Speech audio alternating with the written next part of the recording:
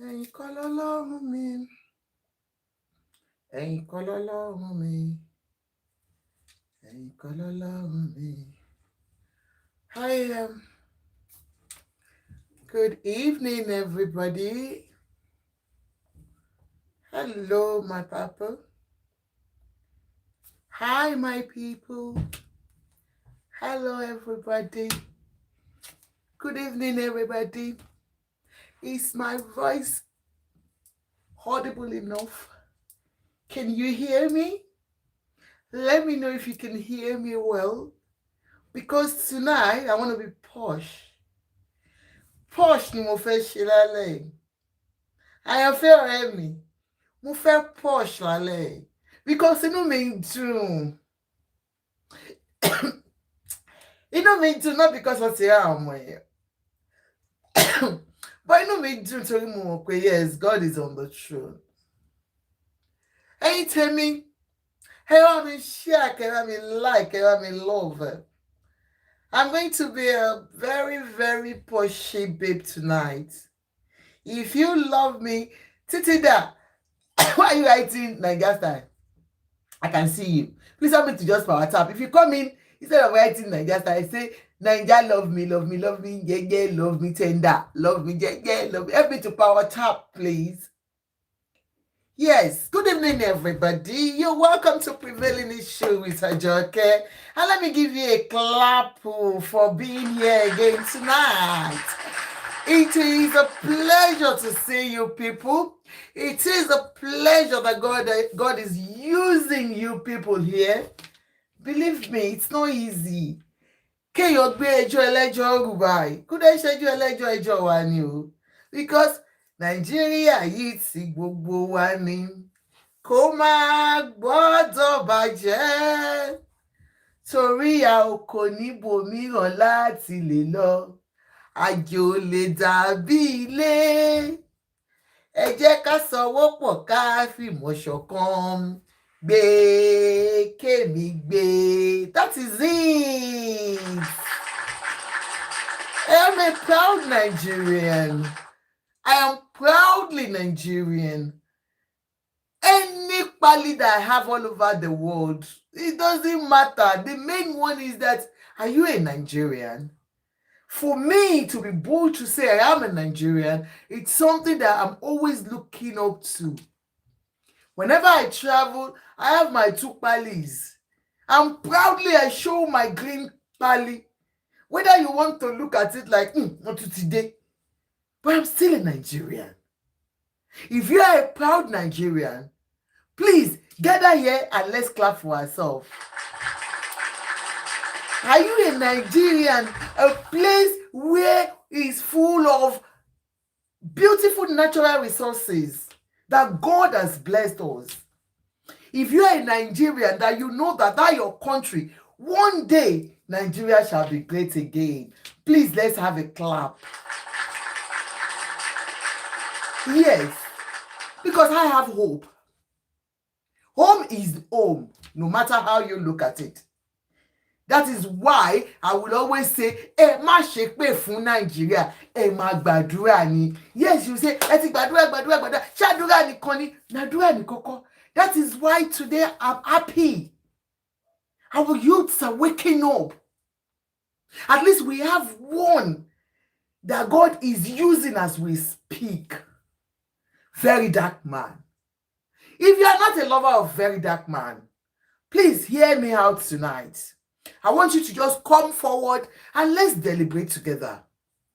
If you're not a lover of this saint, I am not. Right from the onset, when it started with the Mohbad case, I didn't like him at all. Because to me, I believed it was used. But when somebody is doing something good in the society, please, let's come together and appreciate such a person. To me, I believe God is using youths to change things in Nigeria, to better that country. I can't see any comments, and your power tapping has dropped. TikTok, why now? Kí ni mo ṣe? Ẹ bá mi power tap, ẹ bá mi like, ẹ bá mi love. Yes, like I was saying, we can see that we have some youths are waking up now. Look, very dark man could have said, yeah, I didn't go to school, I didn't have the opportunity because he is from a failed home.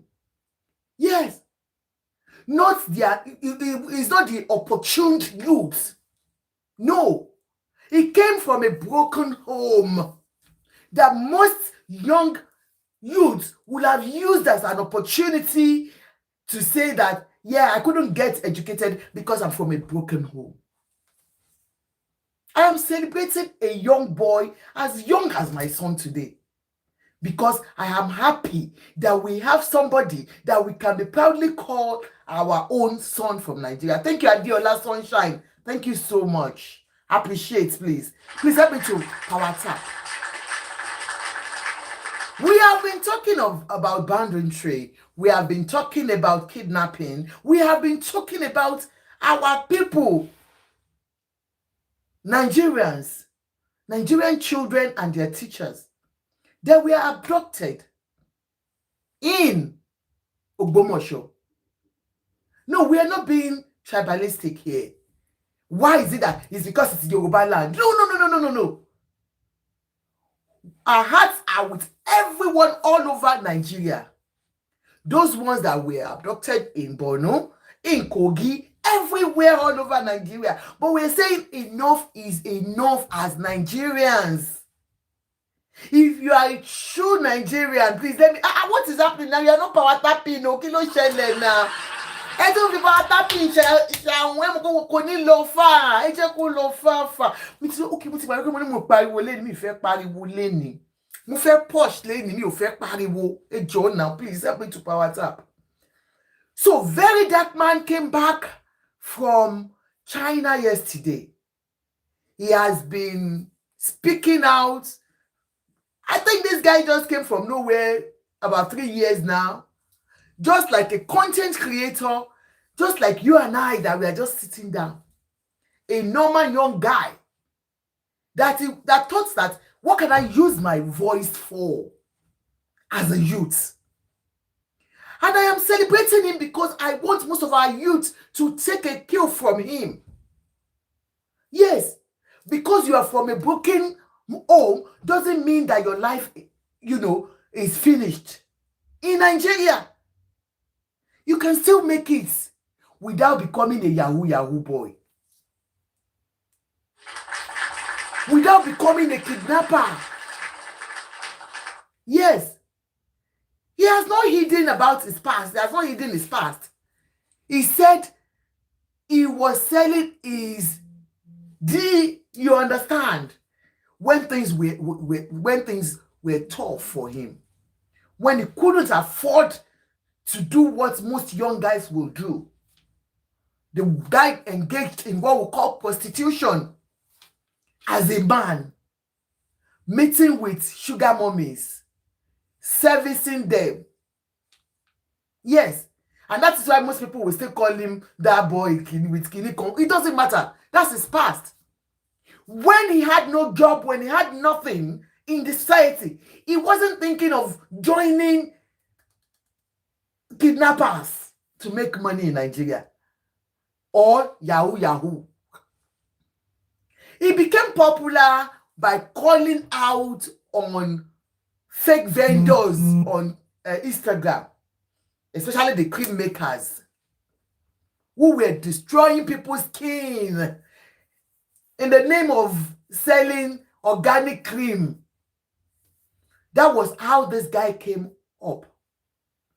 And before we knew what was going on, he dived into the majority of what we are all talking about, the hardship in Nigeria as a youth. And he started speaking out. And they made what he calls the rattle. People like you and I that feels that, look, we need a change in Nigeria, not by violence, no, but by our voices. Let our voices be heard. We subscribed to him. And we felt like, no, this guy is making sense. Believe me, if I were to be in Nigeria, I'll be part of that rally. I love when I see people that can stand up. That's why I always say, please make it a peaceful protest. We do protest here too. When I was a student, I attended Lagos State University. What Lagos State University was known for? Alutani. Ọmọ lásán, aluta. Tẹ́bá ọmọ lásán. Greatest last white, greatest last white, greatest of the greatest of the greatest of the greatest goes. So Lasso was known for it. In fact, Tinubu himself ranked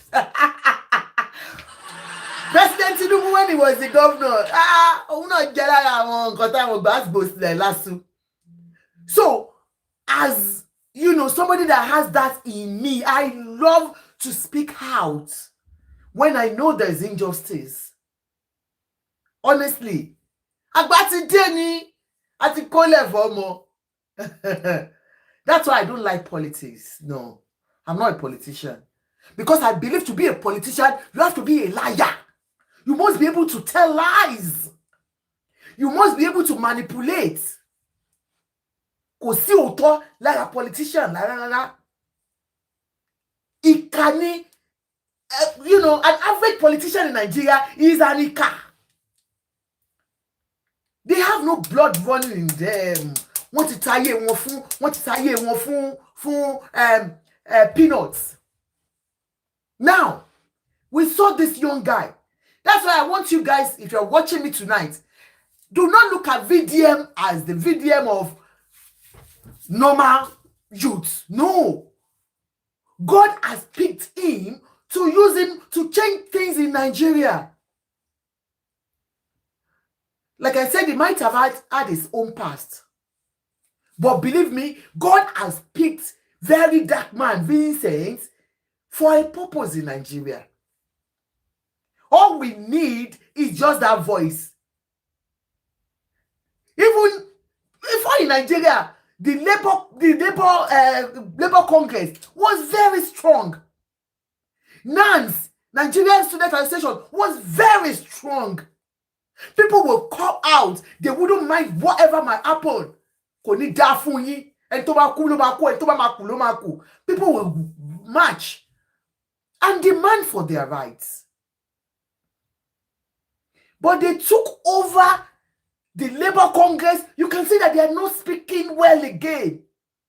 They have divided them with money.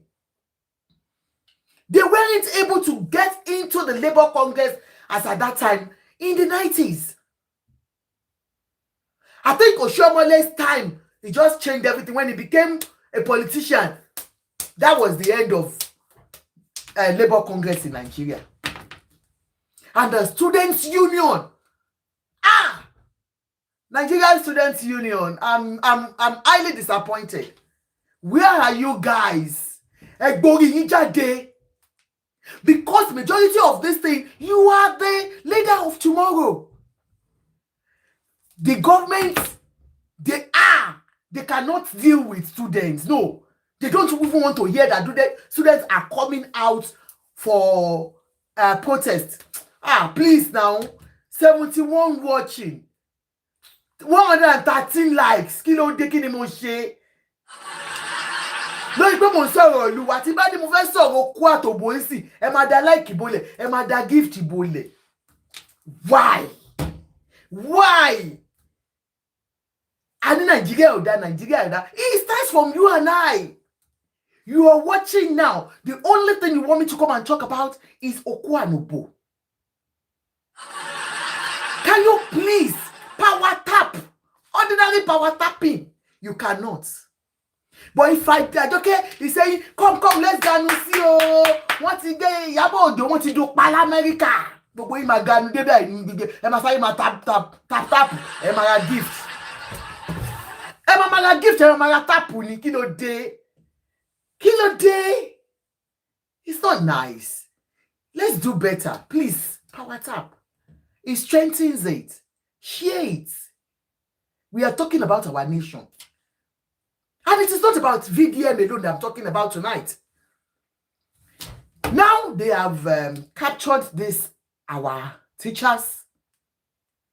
Today makes it 27 days. I'm counting. 27 days of hopelessness. 27 days of abduction. Normal teacher going for his or a daily bread. Waking up to say, mon Lord be shelling you. As a teacher that has served, as teachers that have served for years. I'm sure you and I, if they tell you to come and teach in Nigeria, you say, God forbid. Teaching. Teacher. Please help me to power tap. Teacher. But these people dedicated their lives to be teaching, to be teachers in Nigeria. And just on a normal day, they were captured by bandits, taken to a forest, unknown forest. One of them beheaded online. You know what it takes?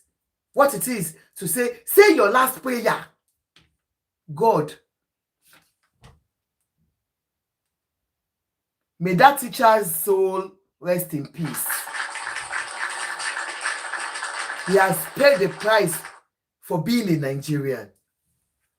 The only offense for that man that was beheaded, the only offense is that he was a Nigerian. Oshi Iluwa. He was a Nigerian. Nothing else. And then a normal day for all those words, that woman that you see that they always put something behind her to talk. A normal day for her to wake up and say, Daddy wa munlo bisheo. As a principal of a school, the only offense for that woman is that she's a Nigerian. She was carted away with other children. The only offense that woman that's carrying baby in the forest and crying, Nigerians, please help us. We must not die here. Is that she's a Nigerian. You and I are lucky we are still talking. Whether you are in Nigeria, you are abroad, anywhere all over the world. It's not by your making, it's just that God has chosen you to be alive, to be able to speak. And if you cannot speak for those people now, it can be you. It can be your sister, it can be your brother, it can be your father, it can be your uncle. It can be your children that will be in that captivity. God forbid we see that. Since that time, no solution to their well-being. They are in that forest, crying daily, not knowing what will happen next. Living every day as the last day on earth. Living every day with fear. Because there seems to be no hope, no help coming from nowhere. We said we didn't hear from the kidnappers for a long time. The Speaker of the House said, yes, they have spoken. No, we were happy.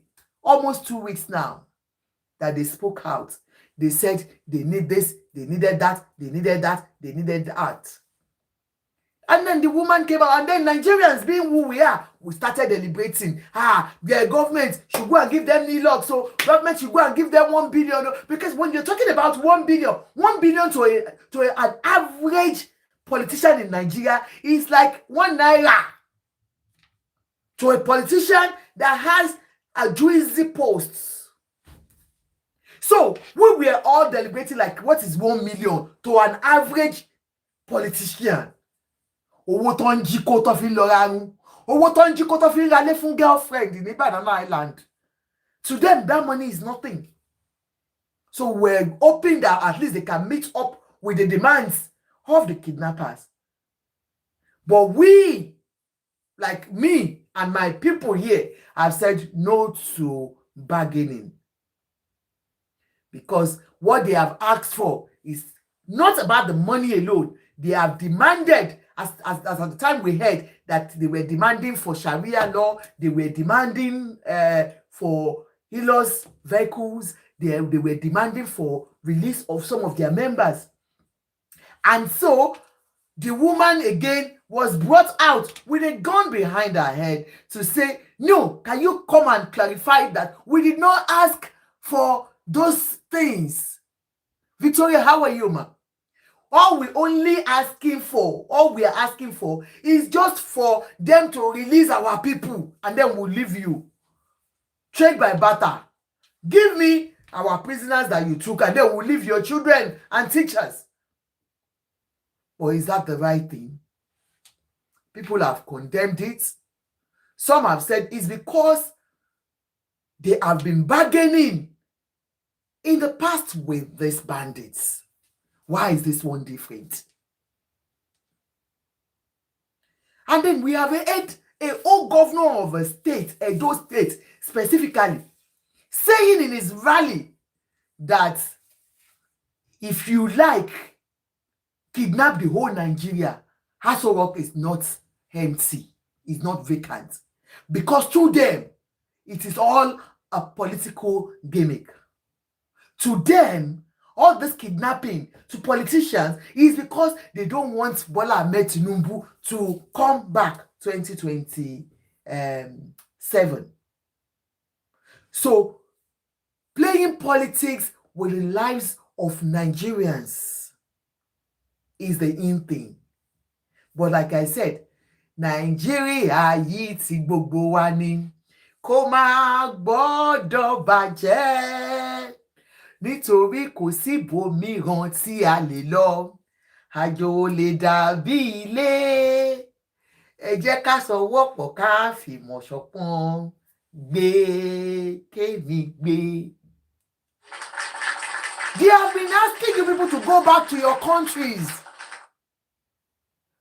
Belfast was on fire 2 days ago. Anti-immigrant policies will be coming up soon. People are standing up against immigrants. They believe that they are taking their money. South Africans have sent Nigerians packing. About 250-something Nigerians got back home today. Thank you to Airpeace that lifted them. Their properties that they've worked for all their lives taken away by strangers. Lives wasted. Some have spent about 30-20 years in South Africa. How are they going to begin? I know Nigerian governments, all this paparazzi that you have heard, you have seen, that's within 2-3 months when they are in Nigeria, they will forget them. And those people will become part of the larger society without hope. We know the way it goes. A lot of Nigerians are everywhere without hope. That is why they are telling you, go back to your country and go and take care of it. Go and repair your country. Yes. Yinka Oyale, ọ̀rẹ́ mi, Awojile, Jẹun Ọlápàdé. Ẹ bá wa sọ fún Kábíyèsí Ọ̀nìrìṣà pé ilé tó lọ. Okay, Ṣeun Ọlápàdé said, ẹ bá wa sọ fún Kábíyèsí Ọ̀nìrìṣà pé ilé tó lọ, Yorùbá nation is the solution. Yorùbá land belong to us. Mommy, èmi ò mọ̀ pa Yorùbá nation no.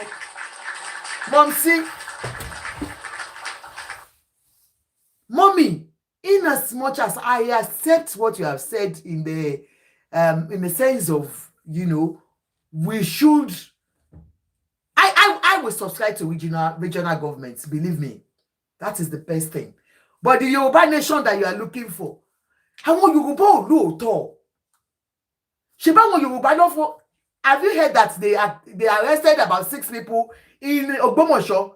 Out of the 6 people, Yoruba people, Yoruba youths are among those that gave the bandits ways to come in. Have you heard, ma? And it is not only that, mommy. The Yoruba nation that you people said you were doing, ọ̀tẹ̀ gbogbo ẹ̀ lẹ fi bàjẹ́. We saw everything how it's, started on social media, how everything just went like, kí ló ṣẹlẹ̀? Yoruba Nation, mommy. The Yoruba Nation that made a lot of money that they give. Mi ò mọ̀ pa Yoruba Nation, mom. Even your leader of the Yoruba Nation is not a politician. Mommy, who do you want to make a Yoruba leader? Yoruba Nation, no. It's no more a Yoruba Nation, no. Mommy, Yoruba Nation call, I don't understand. So, now, why I'm happy tonight is, like I said, we have seen a youth that is not giving an excuse of I'm from a broken home. Empress, I'm from a broken home. Most of our youths, when they are being caught in an illicit business that they do or whatsoever they do, they will tell you, please forgive me, it's because I'm from a broken home. And they bring it back to broken home. VDM did not just stand there and say, yes, my mother is a lone parent who on her own took care of all of us, a male teacher, primary abi nursery school teacher. Yeah, he had his past, like I said. He sold his Oko. Yeah, he was a toy boy for guys. Thank you very much, gifters. Please help me to power tap. But he did not wait and just folded his arm. No, he stood up and said, no, my life is in my hands. I am using this opportunity to call on our youths. You can do better. Yahoo is not a job. I know it is the government that has made you who you are. No job. But did Very Dark Man say no job? No. He took advantage of the opportunity of social media. Good evening, ma. Good evening, Auntie Sharon. Good evening, ma. He took advantage of it and used this medium to speak out. Like I said, I'm happy today because he is back to the country. VDM came back yesterday from China that he went to do his business. Auntie Ruth, he came back, yeah, and what he did, he organized, just coming back from China. If you see the airport yesterday, how long? Abuja airport was something else yesterday because of just one young guy. A guy of about 30 years old or 30-something years old. I don't know how old VDM is. Pata 35. I'm not sure even if it's up to that age. I've told you he might have his own, I'm not talking about his past. Ekale Antajoke, namesake. No. But he came back like an hero yesterday. You see the youths were already waiting for him. Because those people in the bush, in the forest, nobody, I am telling you, nobody is speaking out for them. Gbagbe. Politicians are sitting daily thinking of re-election. All they are doing is still politics. Pure politics. Gbagbe, governance is no more in Nigeria for now because everybody is seeking for re-election. So there is nobody that is speaking out for them. The First Lady of Nigeria is not speaking for them as a mother. She's busy distributing vehicles to women leaders, talking about their achievements for the past 3 years. That's what our First Lady is all about. Our governors are coming, even the governor of that state is still saying, my hands are tied. What can I do? It seems there is no hope for these children and the teachers. Nobody is speaking out. Even the protests that people said they were doing, the teachers did protest. They have said everybody sit at home. Yeah? But believe me, that little protest just lasted for about 2-3 days. And we didn't hear anything about protest again in Nigeria. That guy came back yesterday from his trip. My God. Ẹ rò pé ọba ìlú kan ló dé ni. The whole Abuja stood still for him. Everybody. Would that be Obani? And today, he has started the real protest. And his protest is bring back our children. Tinubu has failed us. Yes. Whether you want to say some politicians are using him or no, but can't we see? Can we not see that those children have nobody to speak for them? And everywhere in Nigeria today, I mean in Abuja, the protest was massive. That's what we call peaceful protest. And when he was coming, he told them, please, no, this is not a carnival. We are not here to play music. I don't want music. I don't want, funfair. No, this is not funfair. Because that was what made them to fail in the NSAS thing. NSAS later became a carnival. They started having parties, musicians coming in. They wanted to make kids but it wasn't given.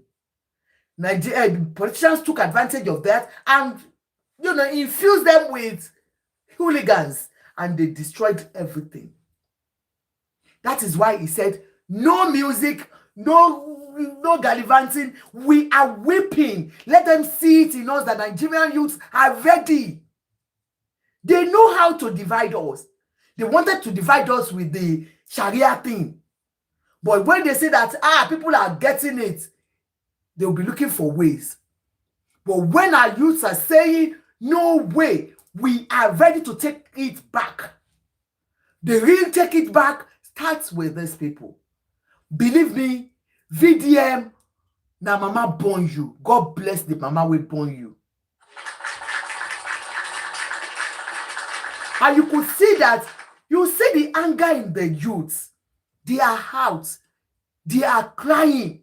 They are seeking for help. International help is what we need now. No hope for those people.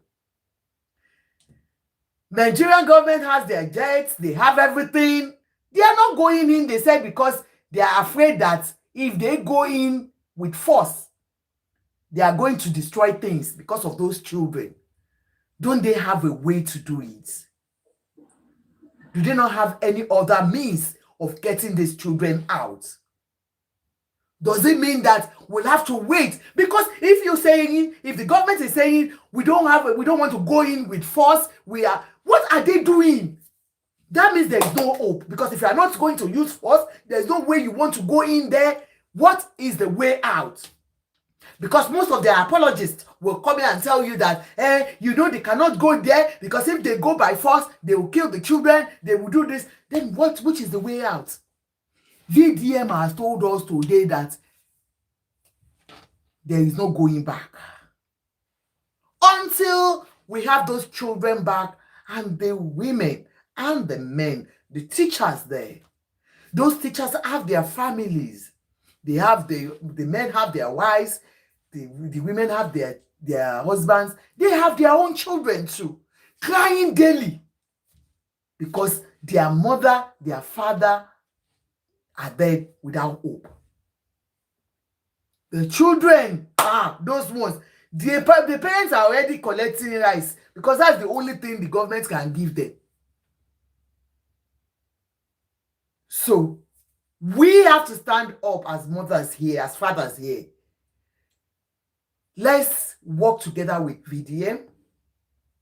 I am subscribing to VDM's policies on good governance. Yes. I believe in speaking out. Not by force. No, let's make it peaceful. At least since morning that they started their campaign, their protest, there has not been any, wahala. Everything has been going on well. That's what we want. Because me can tell you the truth. Politicians are just looking for the election. if people are not speaking out, the moment they know that we have kept quiet, they will not do anything about those children. Believe me. So that's why I've come tonight to give us the good news that VDM is out there as a youth that has not failed us, a youth that has not used this background to say it is because I have no parents, I have no both parents, that's why I have become useless in the society. Is leading millions of Nigerians. Our youth can do better. All they just need is somebody out there in front of them they can call a leader. I don't see VDM, compromising. No. Let me leave my mommies to talk. Momsies, have you heard? Good evening, moms. Momsies. Kí ló ń ṣẹlẹ̀? Momos. Momo. Auntie Shehu Momo. Auntie Ruth Momo. Jumi Momo. How Momo ma sọ̀rọ̀? Hello.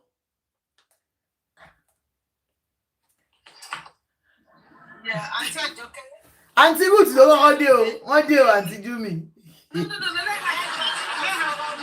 Ẹ tó ìwọ̀n sọ̀rọ̀ ní àbẹ́ ìyá dé pé wọ́n Auntie Ruth, Auntie àwọn ọ̀dẹ̀ dáhùn. Auntie Ruth, can you give me 1 second, please?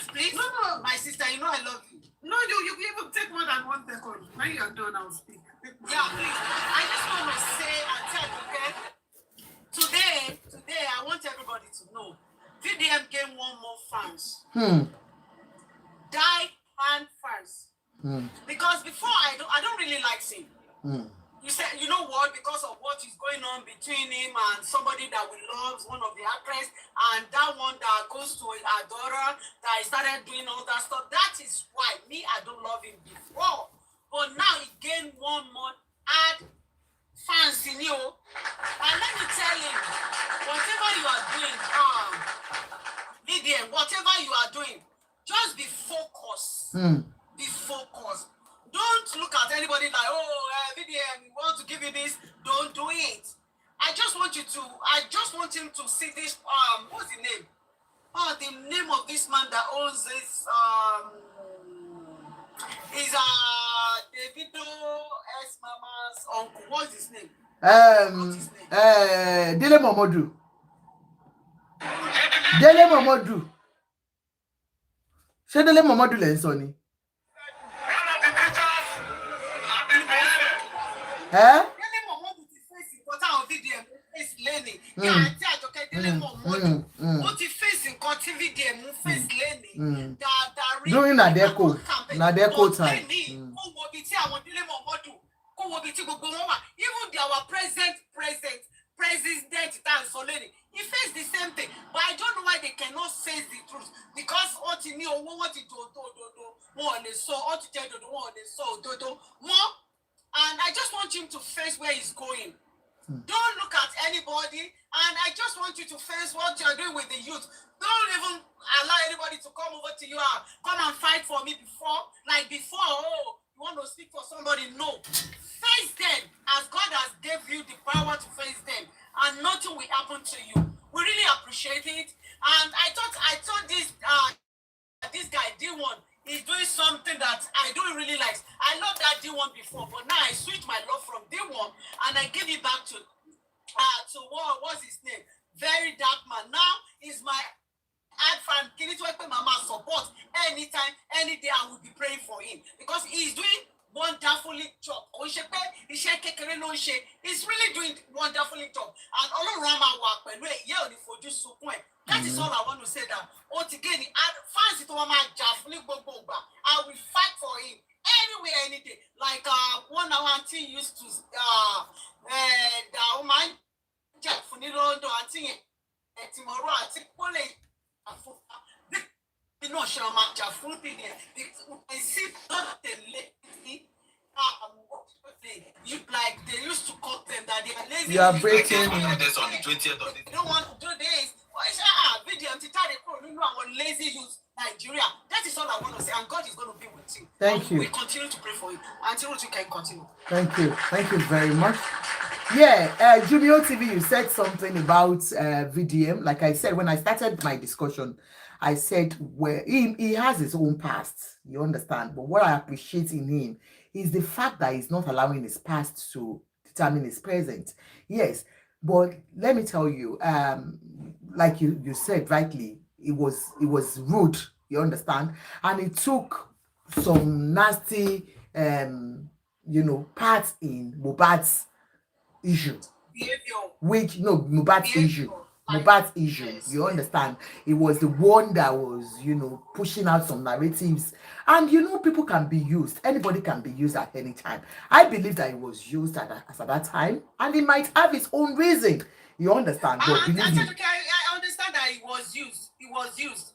That time it was used. I think now he realized everything that it was like a mistake. You can see that he does not even put his mouth on that issue anymore. He faced what he want to face. That is exactly what you want him to do. That it should not be like, oh, come and listen, VDM, this one. No. Don't put your mouth into that matter anymore. Just face where you are going. And a lot of people will support. I know there's everybody no man share mistake now. I want to share your consent to myself. People is supposed to send it to me. When VDM was like doing all that, I think continue more calling it. You know, when you know you're calling, you will be like face front. Even at that time when he was doing that, he could have chosen to be a criminal now. I said, okay. But he didn't. I think he was looking for what to eat Benny. that time. She continue on suffering like if he survived. Yeah. I think that is why it's good for somebody to let's continue to tell our children, don't mingle with bad kidney friends. I think that time, you mingle with a lot of bad friends. You understand?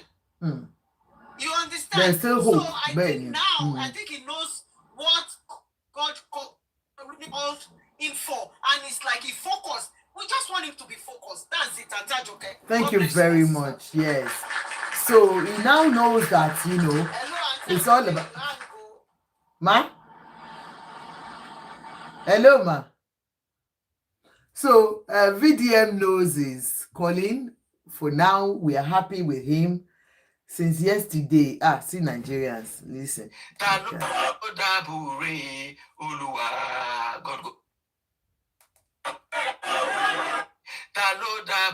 only maybe people in the WhatsApp. I'm gonna see me problem. I don't see some people they complain say, very dark when they kick against protest. I don't carry around and then go to do protest. Let's be realistic. As you see me, so as I talk truth for the social media. Very dark not actually kick against protest like that. Waiting to talk say make on need the let government know so I want protest. Like say if you want protest on the 20th of this now, no can the announce on the 20th you go gather here, we go do this one. You understand? Then go there away. They go plan ahead of one. You understand? If they go on away, no tell them and I'm waiting him around and do then they WhatsApp group. They don't plan this. You understand? I think they come back in and tell all those in there that say we protest so they don't the plan of WhatsApp group. But they don't announce location anything. You understand? They don't do a underground planning, you understand? That's why you see all the rattles and the troop, they go Abuja from Port Harcourt, from the Delta, from everywhere. You understand? It's massive. Welcome just to go airport, go welcome them. It's massive. They arrest them, you understand? They don't know say a protest on our way, you understand? That's why the thing come make sense, you understand? You don't really need to talk say protest now, but you just say why you take government say one protest, you understand? Just plan the thing on the ground, you understand? And I wait him practice what you preach for this one. I don't go lie. In practice and the thing work for him. You understand? Now why we make you know whether the thing will change Nigerian situation too. You get make you know whether Tinubu go answer him. Whether Tinubu go enter bush go bring out the guests now the thing. If another one in practice which to me is a good thing. Yes, he go enter bush. Baba Tinubu, you go enter bush. The guy said if it means that we all Vatel will go into Ogbomoso and go to the bush and get those children, something must be done. The question is, this my brother Igbo, come. If they told, because you are saying that they have not given you the go ahead to go into the bush. Brother Igbo, Daddy Igbo, our Yoruba leader, can't you go there without anything? Go and use your power now, Baba Igbo. Because I don't understand. Because I don't understand why Igbo is still waiting for governor's instruction to go and get our children out. If àbí kí ló ṣẹlẹ̀ bí kò yé mi ṣe bí Ìgbòho lágbára kó lọ kó di ọ̀fẹ́ o bàbá Ìgbòho dé gbogbo ẹ̀yin ọmọ Yorùbá ẹ dìde. Ìgbòho, please my brother, I love you gbogbo ẹnu tẹ́ kàn ṣe papa. We don't want papa. Go into the bush and bring those children. Uncle Igboho, must you wait for Governor Seyi Makinde to say go come? Let's go. Kò yé mi o. Aṣa announcement. Auntie Ruth, are you ready? Abiyamo. I'm not ready. Someone else can speak. It's Abiyamo. Abioye. All right, ma. 10 minutes. Abioye. Ìmọ́lẹ̀ flash. Kò fọ́nì sí yín ni. Igboho ẹnu nìkan ni. Sunday Igboho can talk. Ẹ wo. Nigeria Air Force Base lọ́lọ́. They went in there, all the ratel. Sunday Igboho ẹnu lásán ni daddy wa ń gbé Sunday Igboho. Ẹnu ni. Láti jọ yìí, wọn ò tí ì lọ sínú bush. Ẹ wo, wọ́n ti kó gbogbo kíní. Kàkàkàkàkàkàlà kò máa gbọ́. Dáadáa. You will see they are going to the forest. Àmọ́ tó ń ṣẹlẹ̀. Òun ni. Sunday Igboho storms Kogi town ahead of planned Southwest Forest takeover. When are you taking over the forest? We have not heard anything. Ọmọ wa ti dé ṣàtò fẹ́ ṣe because I don't understand. Ẹ kàn máa ń rojọ́. But that Sunday, ẹ̀yin náà rojọ́ ẹ ṣe nǹkan tó yẹ kẹ́ ṣe. Ẹ kàn wọ́n kàn show yín Sunday Igboho in the forest. Sunday Igboho, where are the children? Ẹ kàn gbogbo ẹjọ́ yìí ti pọ̀ jù ẹ gbọ́. Mo fi Ọlọ́run tó dẹ̀ mí mi búra. Àwọn èèyàn ń ṣèṣì gidi. Wọ́n kì í ṣe bọ́ra. Èyí bí tèmi ni wọ́n. Wọ́n ní backup àwọn olóṣèlú kan lẹ́gbẹ̀ẹ́ ni. Bẹ́ẹ̀ni, we know. Mo dẹ̀ ti sọ fún ọ pé táwọn olóṣèlú ti ń bẹ lẹ́yìn wọn bá stop èmi máa dárúkọ gbogbo wọn. I know that. Look at that statement that the politicians are behind those kidnappers. That he will mention them. So he knows those people. He said that he will mention all the politicians, and the government has not asked him. So they know. There's not even why am I even Motundoworu? Have they told us that they don't know? Gumi has said President Tinubu knows every kidnapper, every bandit by name. So they know them.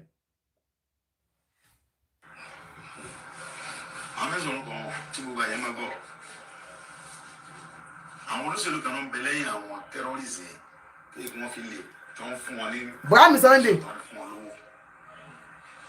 Nǹkan tó ń ṣe fún Jonathan gbà yẹn, wọ́n fẹ́ ṣe fún bàbá Tinubu ń sìn.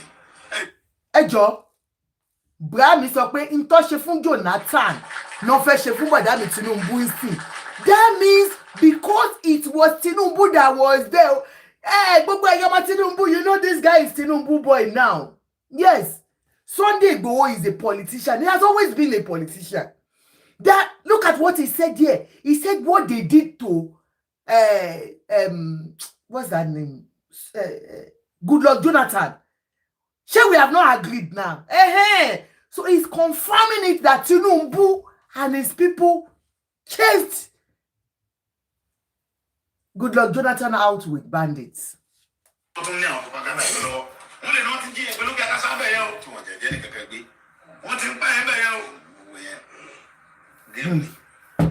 Politics. Because you watch politics, need to see your young people. And they got about, and you know, why no? Why no?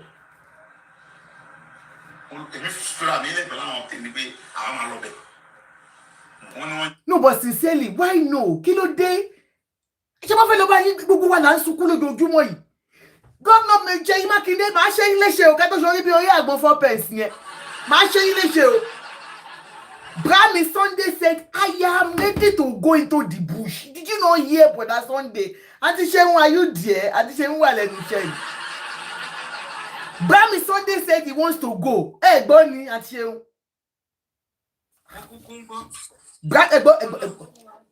Ma? Ẹ kálẹ́ ma. Ọlọ́run kó bá wa dá VDM sí o. Àmì o.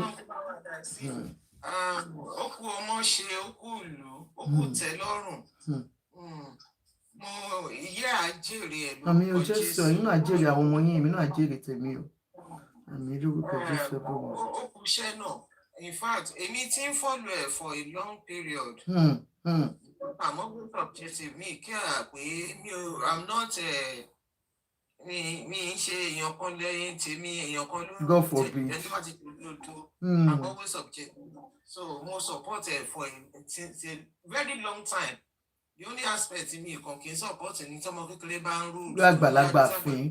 God bless àbí you. tán máa tọ àwọn child language níbi ẹ̀ mo kú iṣẹ́ ọlọ́run máa ṣagbára ẹ̀ dọ̀tun. One thing I just want to add to nǹkan tí Sister Jimmy kọ́kọ́ sọ ni wípé bí a ṣe ń form movement kò jù báyìí lọ tó máa di ńlá. Gbogbo àwọn tó ti ṣe ní other side of the world àwọn ti America àwọn everywhere àwọn Jesse Johnson gbogbo wọn ṣe ń bẹ̀rẹ̀ jù báyìí náà lọ. Mo dẹ̀ gbàgbọ́ pé ẹ̀mí àágùn wọ́n ti form movement ẹ̀ nìyẹn. The only advice tí mo kàn máa fún ni wípé ó lọ wá ní strict policies and procedures lórí àwọn youth yẹn. Okay, for instance, irú work tó ń ṣe ní ìgbà tó ti dé àti títí di èní ó wà successful ó wà peaceful. Wọ́n fààyè lẹ̀ fún àwọn touts láti overtake gbogbo plan tí wọ́n lọ loot to public places. Everything was peaceful. So in that line, bóyá máa wá Tony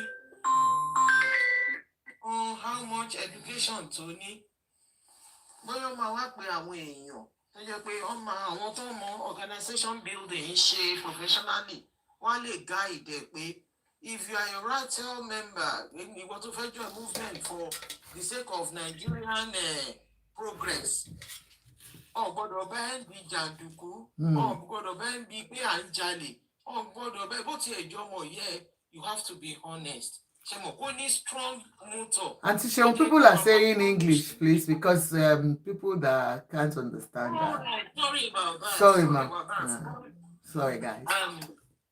I'm just applauding VDM's efforts and everything he has been doing since all these days. I've been his follower for a very long time anyway, and I appreciate all his efforts. And I'm praying that he will live long. He will not die. He's a mom will not weep over him. Amen. And by the grace of God, he will carry this organization for a long period. And all these evil people, they will not hijack the organization from him. Amen. That we are forming an organization, something strong. It doesn't start more than this. He has started it, and God will empower him. Every door that he needs to progress, God will provide for him. Now, what I'm saying now is, I don't know how much education he's got. I don't know how educated he is. But for people that are experts in organization building, maybe he can contact them and let him have a structure, policies and procedures that he must follow, everybody must follow to move forward. For instance, since yesterday that they've started this war protest, we have not had that anyone goes out to steal, to loot, to do any rubbish. This is applaudable. I applaud them for that. So on that, those are the things that they will put in instruction that if you want to be part of me, if you want a future for Nigeria, these are the behaviors we want in the youth without distraction, and you should focus on it. If there is anybody, whatever, and one thing that has helped him that I really, many parties have approached him to come and join him. He refused, and that has really helped him. He's a principled, he appeared to be a principled person. Don't join, this is not a party, the organization is not going to be based on party, but to face to promote good governance and go against bad governance. That is what you are meant for. To speak for the masses, that is your aim, and focus on that. Don't get distracted. No matter how much benefit they want to offer you, don't get distracted, and let your members, people that are close to you, have the same principle that no.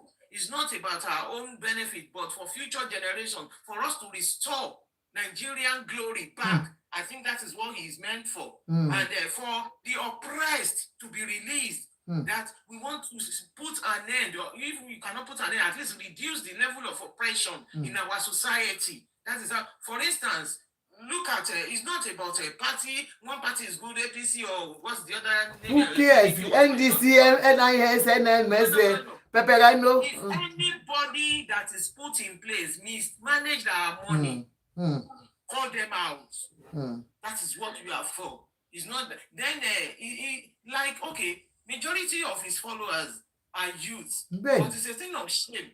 It's a thing of shame that, okay, when they are mentioning the suspects, for instance, behind this Ogbomosho kidnapping, they are all youths. So things like that is what he should go against, and put it down on white and black that if you want to belong to this society, to this organization, no to that. You cannot be a party to that. If you are doing it, you should appeal to the youth that if you are doing such a thing, please desist, stop it.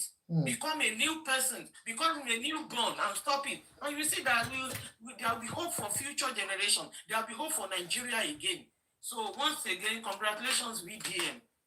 May you live long. Amen. In the mighty name of Jesus. May you carry cross to the end, and may you see the fruits of your labor. Amen. It will be fruitful. It might be difficult, but I know for sure that it will be fruitful. If you have more people that have your own spirit, it will work out. So that's my take. More Nigerian youths, if they can take his, a lead like that, we'll get a better Nigeria. Thank you very much, because it's in our hands. Our future is definitely in our hands, and it's only the youth that can help us out. Let's listen. Auntie, you're not talking about Boda Sunday now. Why is Boda Sunday not going? Okay, let me play his voice. Brother Sunday, Brother Sunday, to me, the way he appears to me is this. At the initial stage, before his sojourn abroad,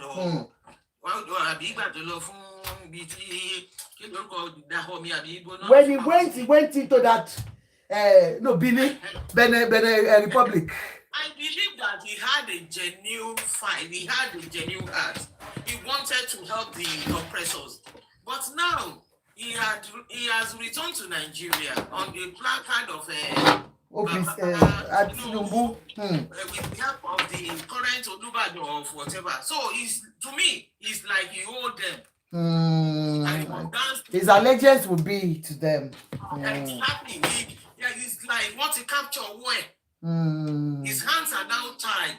So he can, I don't see him as objective or as, I don't want to use the word, he's honest. But I cannot ever be as objective as possible anymore. You have to dance to the current APC, whatever, because they are his helper. They are the financier. There are some things that they will see that they are wrong. You will turn blind eye to them. That is it. And because he belongs to the opposition party with this guy now, And another thing that I want to imagine is this. He's forming his own security organization. Or what do they call it? The problem I'm having is this. With that, anybody don't form here on a local level. When we have military, see about 178,000 ammunition cannot be accounted for. Only one military time will be to one. How are we going to account for who is going to control the stone banning Lori Iruekun? I'm just using him as an example. Just like the OPC, some OPC members were caught some days ago. The government, I'm not in the government, but I don't know what you might pay and what in government, what you might favor or you might allow it. Rather than allow individuals or organizations to do that, you saw the American place in which everybody is after licensing, examination, allow everybody to carry gun. That is what I say in it. Let everybody carry gun. In America, anyone is allowed to carry gun, although you have to go through the process and procedure. It's not that you just go to the market and buy it. There will be assessments. If we can do it, but then the question is Nigeria ripe enough with the level of corruption that we are endemic in?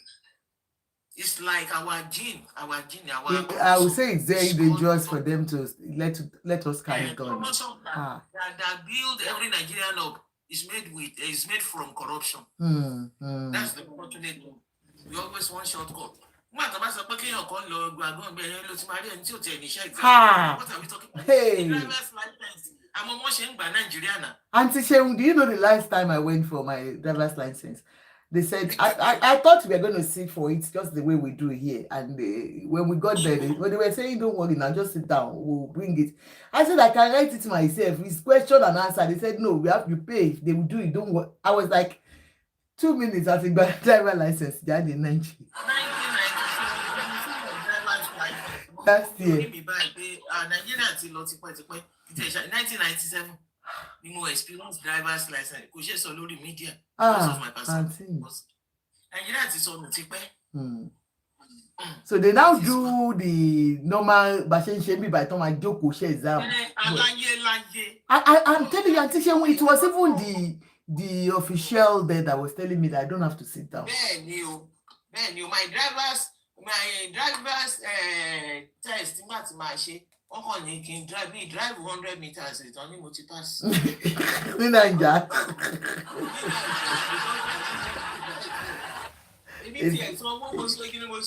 know, because I was bringing it, I was in South Africa then, and I was taking it to South Africa. And you know, after some time, when you leave Nigeria, say you know, do it right. No, definitely. You want to do shortcut. So, my first Arab is okay. Ṣé àwọn kí lorúkọ àwọn tó ń ṣe títì yẹn road safety FRS ló ń ṣe lọ́dún náà èmi á ní pé okay mo ṣàfẹ́ ṣe mi ò drive 50 meters honestly only mo pass what this is how it's easy in Nigeria but what are we saying? So we'll get there, and then if our youth can, because the protest today was massive, and the protest of today, I need hope. If we have a leader to do it right, the followers will do it right. That's it. And they are asking for nothing but good governance. The leader of the movement, yes. So if the leader does it right, the followers will do it right. Wow. That's what I've seen in this movement today. The movement, it was massive.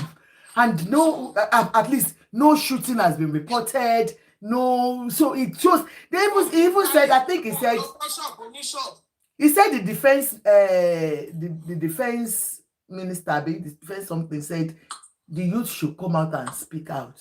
That's it now. So if the youth can speak out, they will have something. Defense headquarters, because I think they went in there today everywhere. So let's hear what that. So if they can talk like this, it will be good. Then by the time they advance, they will advance in Jesus' name. Amen. The point in which we are hearing from dirty news in which one public officer, Amaji, $1 trillion. Àbí èèyàn kan sọ pé ní NCDC tó gbé wọn lọ sí house níjọ́wọ́ ní àwọn tó fẹ̀sùn wọn committee pé kán wá account fún owó then fi $150 million comfortably. God. So things like that, they do expect they can follow up, call more out without fear, without They still with impunity in Nigeria. They still with impunity. Talomamuni.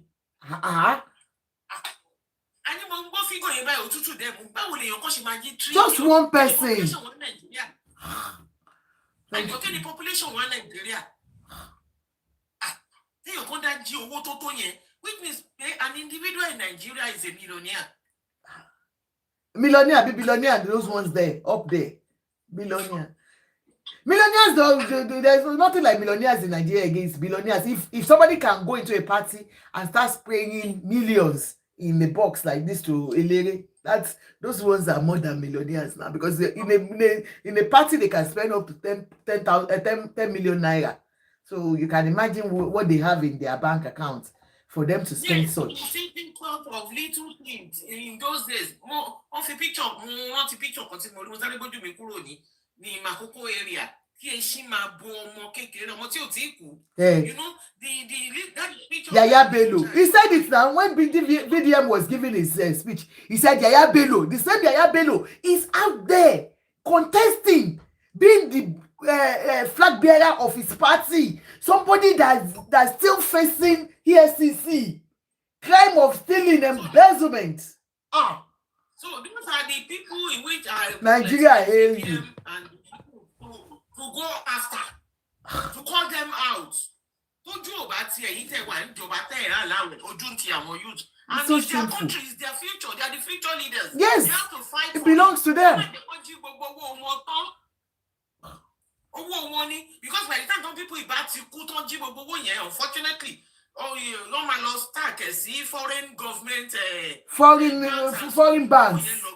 So yes, by the time generation over there, the leader, there will be nothing for them to spend. Then all these rubbish loans, here and there, they should call them out. Enough is enough. You don't buy loan for loan here, loan there, loan here, loan there. Yet I remove oil subsidy. IMF chatted yesterday and said, kilo day another loan. IMF is calling on Nigerian government to say, no, this is too much.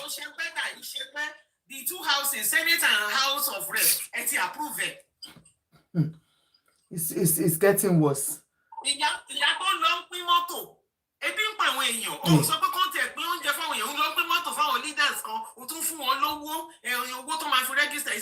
Is their vehicle. It's uncalled for. I want to call out. So thank you, VDM, and every other youth out there.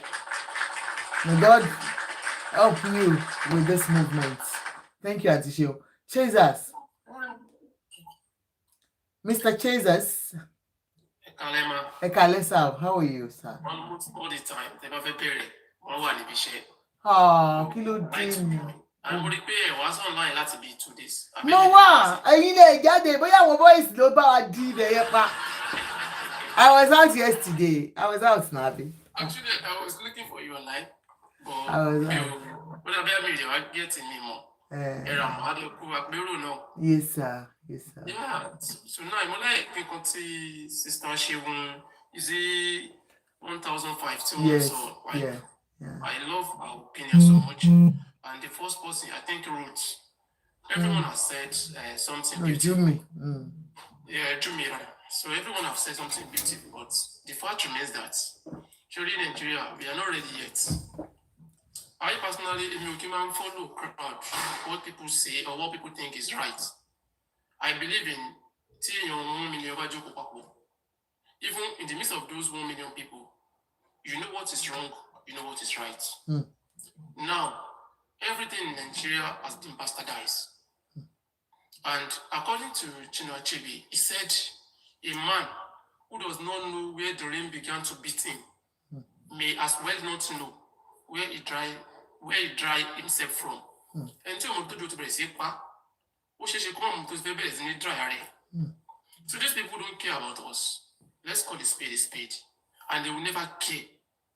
If by now, at 2026, we are still facing this kind of military,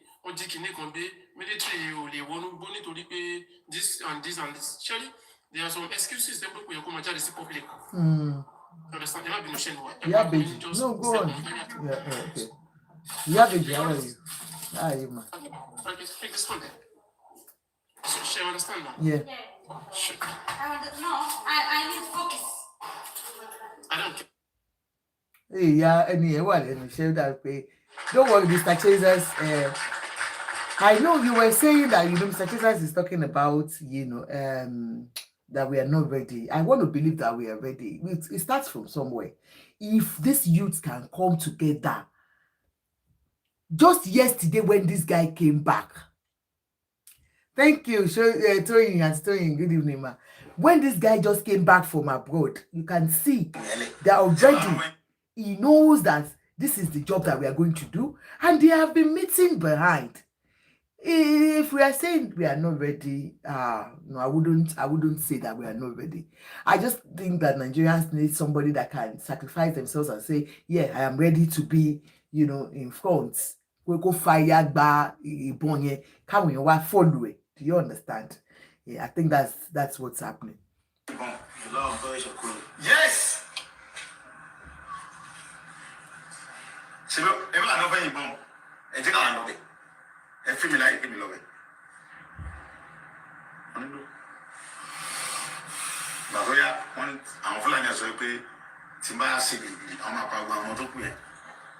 So Sunday Igboho said that he went to meet Governor Seyi Makinde one-on-one and told Governor Seyi Makinde, let me go into the bush. I have all that it takes. I have Ogun Abenugongo to go and face these people. And Governor Seyi Makinde told him that, look, I don't want you to go there because the bandit said if you come, they will waste the lives of those children.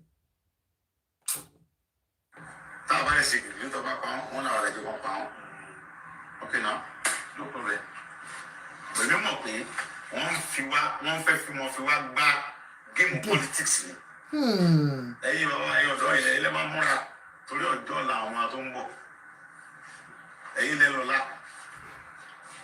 He is urging all the youths to please take charge of that country. That because tomorrow belongs to them, and he has not lied on that. Sunday Igboho is old. I am old. One day, all of us will not be there again. It is your country. If you don't stand for it now, you will lose out. He has not lied on that. That is the point. Give me. Give Mussolini. Here's of me, Nigeria, terrorists to Benubu. Okay, now, most of him is a pay terrorists who are forest you want me by.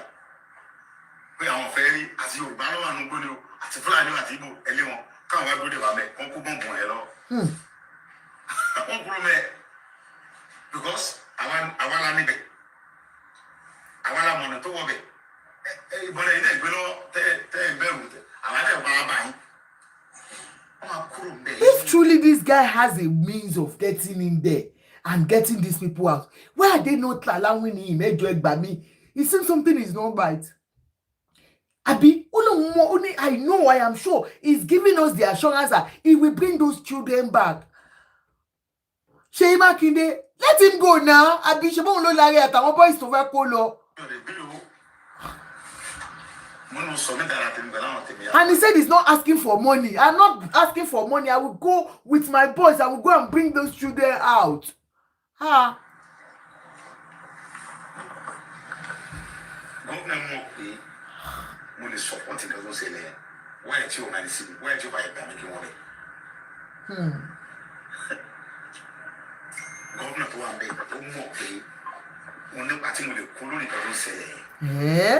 Governor knows that I can do something, but he's refusing.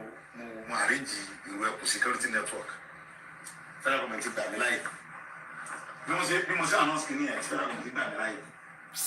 government is operating any security can come on board. Politics. Federal government, accepted him and gave him license to become, a state. I mean, has his own private. And the state government said, no, you cannot practice here. So it is political. Sunday Igboho does not belong to this guy's party. He's not an APC guy. He's not a Makinde party, PDP. He's APC man. He owns Bola Ahmed Tinubu allegiance because it is Bola Ahmed Tinubu that brought him back safely from Kutonu, yeah, and it was Bola Ahmed Tinubu that's giving him back all his money, yeah, and his house that was vandalized and his properties, it's back to business. You understand? I understand. Auntie Funky.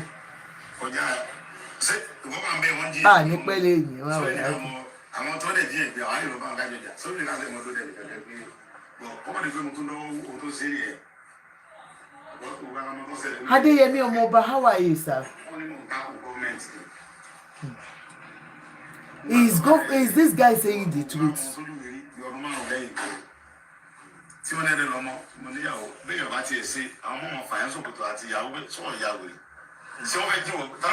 Bless God. Emi Enupo.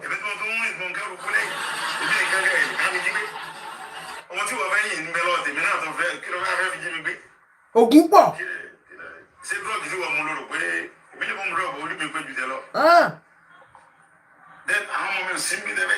Sunday ni say. Sunday. No, it's not. I'm just playing it. Bro.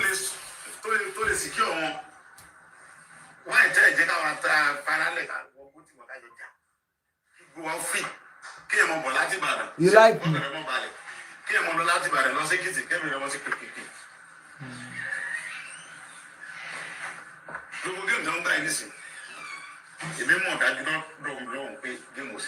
And you imagine, you are using our children to play politics. He said they are playing games with people's lives, children's lives. Why is it that we don't appreciate lives in Nigeria? Ordinary cats here in abroad, you can't play with their lives. But in Nigeria, it is easy to play with children's lives. Teachers in the bush, in the forest, without hope. Good evening, sir, Mr. DM. Good evening, man. How are you today, man? How's your day? Fine, sir. Good. Have you seen that this guy, VDM, has come today and is doing his protest? What's your take on that? I actually want to make comment about Oloye Sunday Igboho's effort.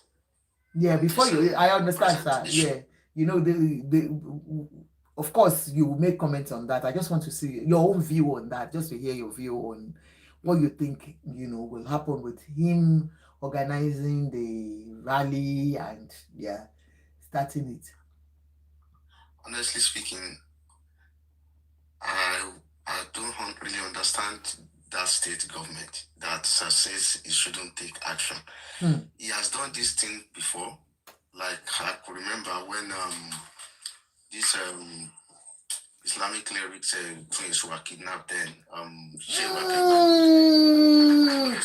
God bless you for reminding us during the Akeugba Gold twins. Yeah, twins. Yes, he promised that he was going to rescue those twins. He did it successfully.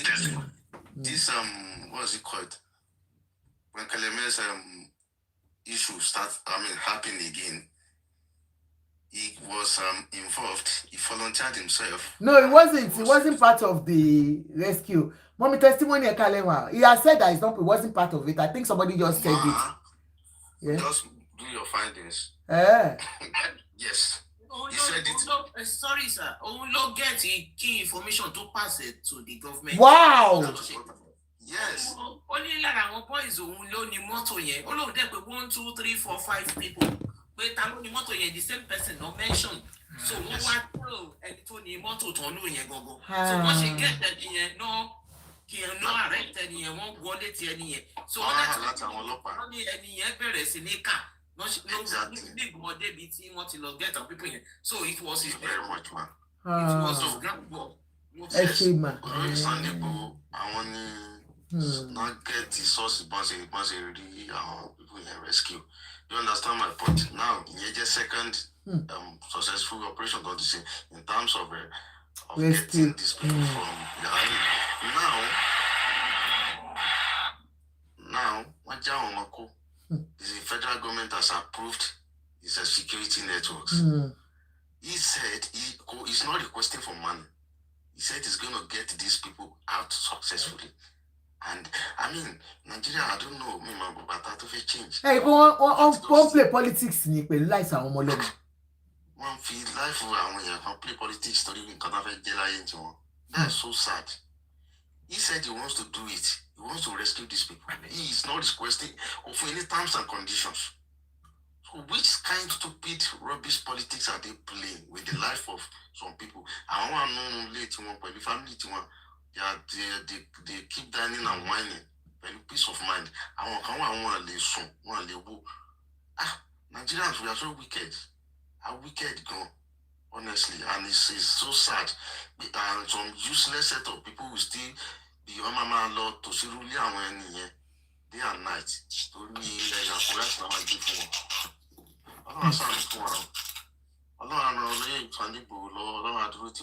so I just hope we are still going to come for any mandate, please, in one way or the other, that you can help us. I don't know what else tó tún kù. Look at nǹkan tó ṣẹlẹ̀ ní Èkìtì ńgbà yẹn ìgbà tí Fáyọ̀sé tó wà ní government. The similar thing happened. Fáyọ̀sé himself, he called on him and he made himself available and everything was okay. The same thing, even when I kidnap at least everybody wants to sell any Ganga. He said he doesn't want any problem. I mean, we just want peace. Peace is there, rain. Boss, àwọn èèyàn sọ pé inú lọ́kàn ní wípé wọn lóògùn àbí báwo ni. Nàìjíríà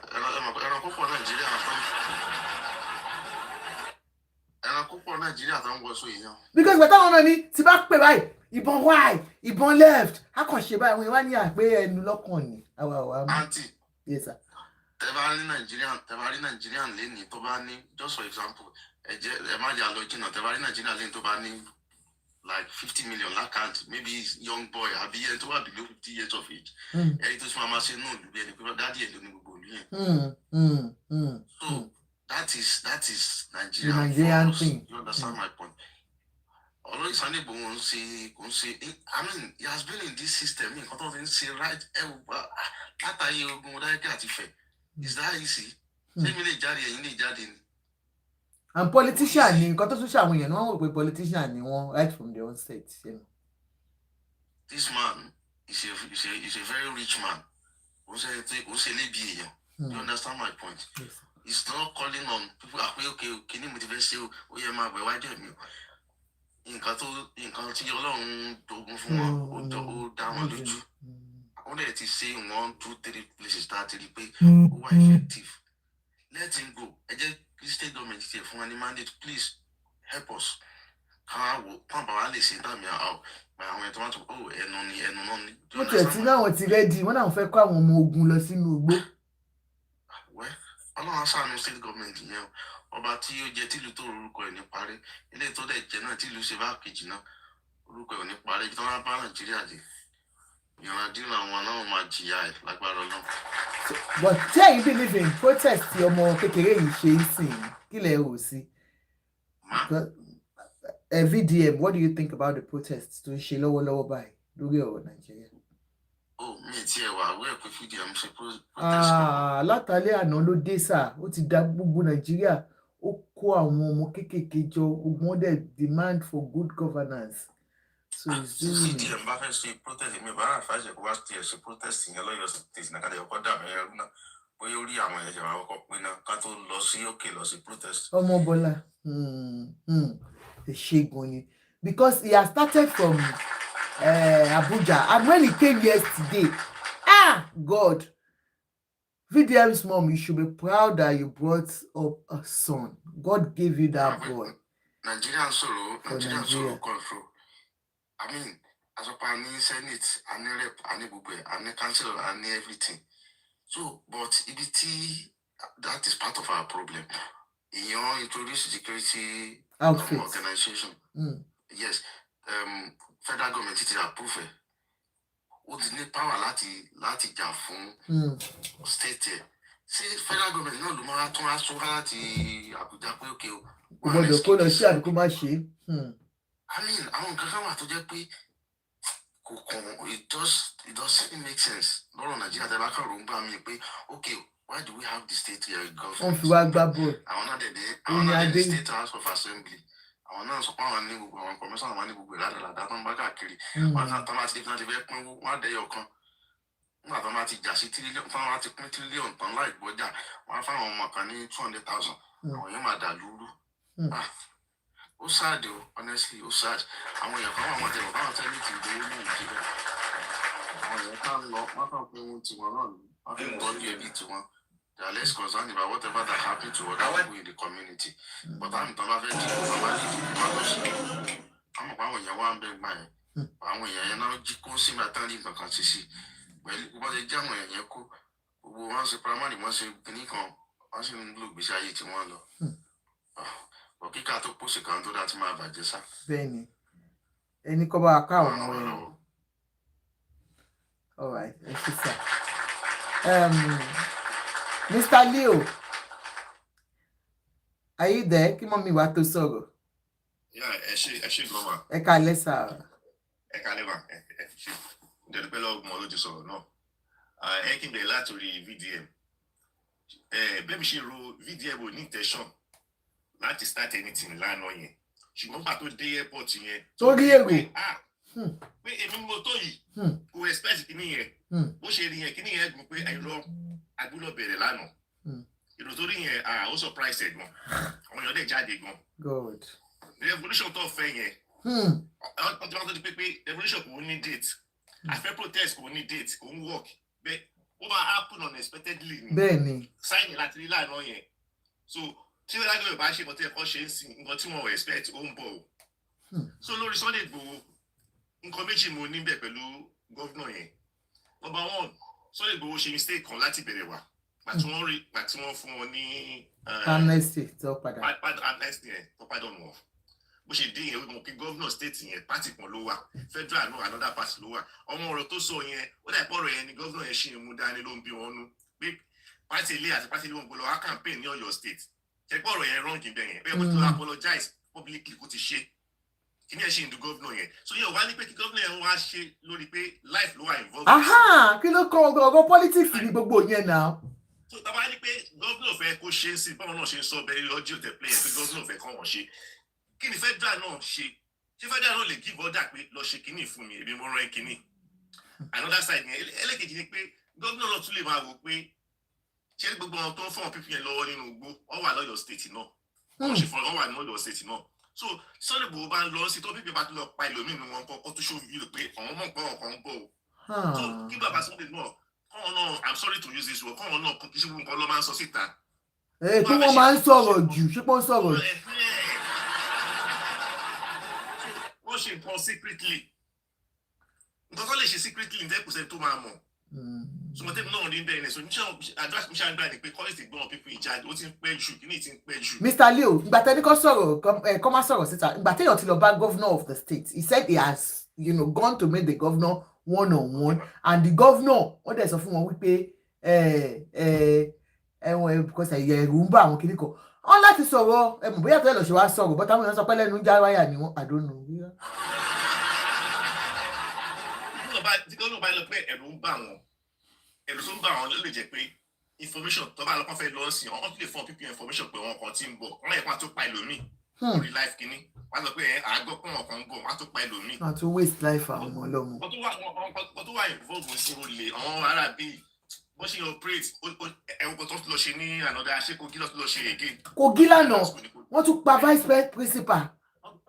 ẹ bá lọ́sibà tí Buhari wà ń bẹ̀ tí wọ́n pa wọ́n ní Benue gan òkú yẹn ó sùn gan àti Buhari máa dé bẹ́ẹ̀ ẹ wo ọ̀rọ̀ tó sọ ń gbà yẹn kò sọ̀rọ̀ ẹ pé wọ́n sọ bẹ́ẹ̀ ni pé àwọn pípù yẹn ká yọjú wọn máa ń sọ wọn sọ bẹ́ẹ̀ ká ní ẹ ká sọ pé Lagos State àti Ìjẹ̀bú ká náà ọmọ Ìjẹ̀bú wá sí Lagos State Yorùbá sí Yorùbá yẹn wọ́n wá sí Lagos State wọ́n wá pé yàn kan gbé wọ́n wá ní àlè fún wọn lẹ̀ wọ́n wá ń sọ̀rọ̀ wọ́n ṣe live ẹ máa náà ọmọ Lagos State máa lọ pé ẹ ọmọ ìjà yẹn máa ta síra Yorùbá sí nínú kí ẹ máa le gan how much more outsider tó ń ṣe Yorùbá tó dẹ̀ wọ Yorùbá land wa ó tún gbẹ̀yàn wà ń bẹ̀ ó tún demand fún nǹkan kí ni ìyẹn ó na àwọn pípù yìí ẹ̀wọ̀n táwọn àti sọ bó yẹ ká ṣe sọ ká pè wọ́n lórúkọ tó yẹ ká pè wọ́n kí ni yóò agbára yìí ti ń pọ̀ jù àwọn Ìgbò gan wọn lè wọ Yorùbá land kan wá ṣe kàn tán pípù yìí ṣe yìí àwọn pípù yìí ti ń gùn wá jù federal government ò ní sọ̀rọ̀ state ò ní sọ̀rọ̀ ṣé wọ́n ń bẹ̀rẹ̀ àwọn pípù yìí ni bí ẹ mú yìí ń bèrè kí ló wà ń bẹ agreement ló wà láti federal àti àwọn pípù yìí pé ẹjọ́ má pa àwọn èèyàn wa tó bá ti pa àwọn èèyàn tó fọwọ́ kàn wọ́n. wàá máa ṣe lọ. wọ́n béèrè fún rúgà ńgbà yẹn. rúgà tá a gbà. gba ẹni Buhari wá fún àwọn state kan nínú àwọn northern states kan 99 billion pé kó lọ fi establish rúgà náà wọn ò ṣe wọn gba 99 billion gbà yẹn wọn ò ṣe àwọn pípín náà tó wà ní pé ilẹ̀ tó sì fẹ́ gbà yẹn wọ́n sì wà lórí ilẹ̀ yẹn wọ́n fẹ́ kọ́ńkà wa wọ́n fẹ́ wọlé wá kọ́ńkà wa wọ́n ti bọ́sẹ̀ ṣe ń wọlé a ṣe nǹkan kan ìfẹ́lẹ́sì tó bàbá Gani Adams wọ́n máa ń sọ ń gbà yẹn náà a máa wo gbó láìfẹ́ pé àwọn gbọ́n formation náà people ti wọ south west àwọn gbọ́n formation pet kí ni àwọn governors ò ṣe nǹkan kan anybody ò ṣe nǹkan kan kò jókòó tẹ̀tẹ̀rẹ̀ àwọn Afẹ́nifẹ́re náà wọ́n ti betray wa ó ti pọ̀ jù àwọn lágbójúlé wọ́n ti betray wa ó ti pọ̀ jù Ọ̀yọ́ la rí lè ní sí àti mo tó máa tún ṣẹlẹ̀ lọ́la ní Yorùbá land. Àná ìjókòó tẹ́tẹ́rẹ́. Kí ni ti pọ̀ ju dídí ló ṣe protest ní Àbújá. Àwọn ará Ọ̀yọ́ náà kí ló ń ṣe? Bọ̀ ṣe mọ̀ pé láti ọ̀la lọ sìn Falz àti bàbá ẹ̀ gbogbo wọn Falana, yes, and the son and that human right part of them, they are having their own protest from tomorrow, June 12th protest. We remember what June 12th stands for. Yes, ma'am. The most successful, the most fair election in Nigeria history was June 12th election that was annulled by Babangida, and he said he was stepping aside. So tomorrow is the day for the protest, and Baba Falana is coming out, coupled with what we are going through, the children's kidnapping going on, so tomorrow again, there's going to be a very big rally all over Nigeria.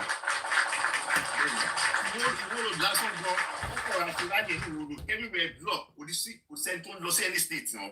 Yet it's so. How are they? What they week in Kowambe? You road last on Kowambe. Sọ̀rọ̀ pé àwọn pé wọ́n gbọ́ kíní gbọ́ pé wọ́n tún lọ pín ráìsì fún wọn lánàá ní Ọ̀yọ́ state ní Abigeta wọ́n tún fún wọn ráìsì. No rice. Semo. Sorry for the interruption. In fact, I just even remind something now. Yorùbá I say that ó máa jẹ́ ká rántí àárọ̀ mi. Gbà tí Ajímọ̀bí tó tackle security ní Ọ̀yọ́ state. Kò sẹ́ni tó expect pé Ọlọ́run lè fún ní nǹkan yẹn ṣe ń gbà yẹn. Yes. Ọ̀yọ́ state ní before kò tí Ajímọ̀bí kọ́ Ọlọ́run tó fún ní agbára lórí. Omobola, I learned that musicians are also coming out to protest tomorrow. It is all everybody. You understand? Because gbogbo wàhálà wa gan láti June 12th yẹn gan problem ti wà ní Nigeria with that election that was cancelled, that was annulled. Because brother yẹn sọ but èmi náà support wọn pé ó lọ́wọ́ àwọn people yẹn nù àwọn politician yẹn tí ó bá wà involved. We are going to láti tackle situation tó wà lẹ́yìn gbogbo security for ìtàngbà kí náà fi ń ṣe wọn empower àwọn tó jẹ́ real our core Yoruba security networks. They just collect the money, they share it among themselves. Whatever that happens to the less privileged people, are being citizens. So it is your own personal problem. That I think we don't have any. That's my own observation about it too. If not, family will take a quick decision to ensure they get these people out. Think about it, think and come in and go really.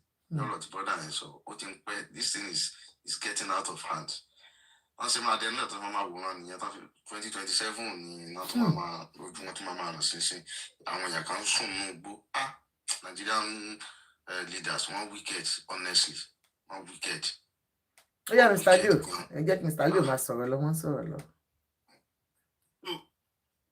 Tó máa rán Ọ̀yọ́ tó bá lè ṣe ra wọn lọ́kàn kí gbogbo wọn support Sunday Igboho kí gbogbo wọn wọ ọbẹ̀ lọ kò sẹ́ni tó fẹ́ mú ìlú wọn ní gọ́ọ̀mẹ̀ntì gbogbo lè mú wọn mọ́ wọ́n dàbí bí VDM ṣe jáde lánàá tó máa láyọ̀ náà bá jáde bẹ́ẹ̀ wọ́n ní Ìgbò yẹn ṣe àfẹ́ lọ bẹ́ẹ̀. Bẹ́ẹ̀ni àwọn yẹn go ìwé bá wọn.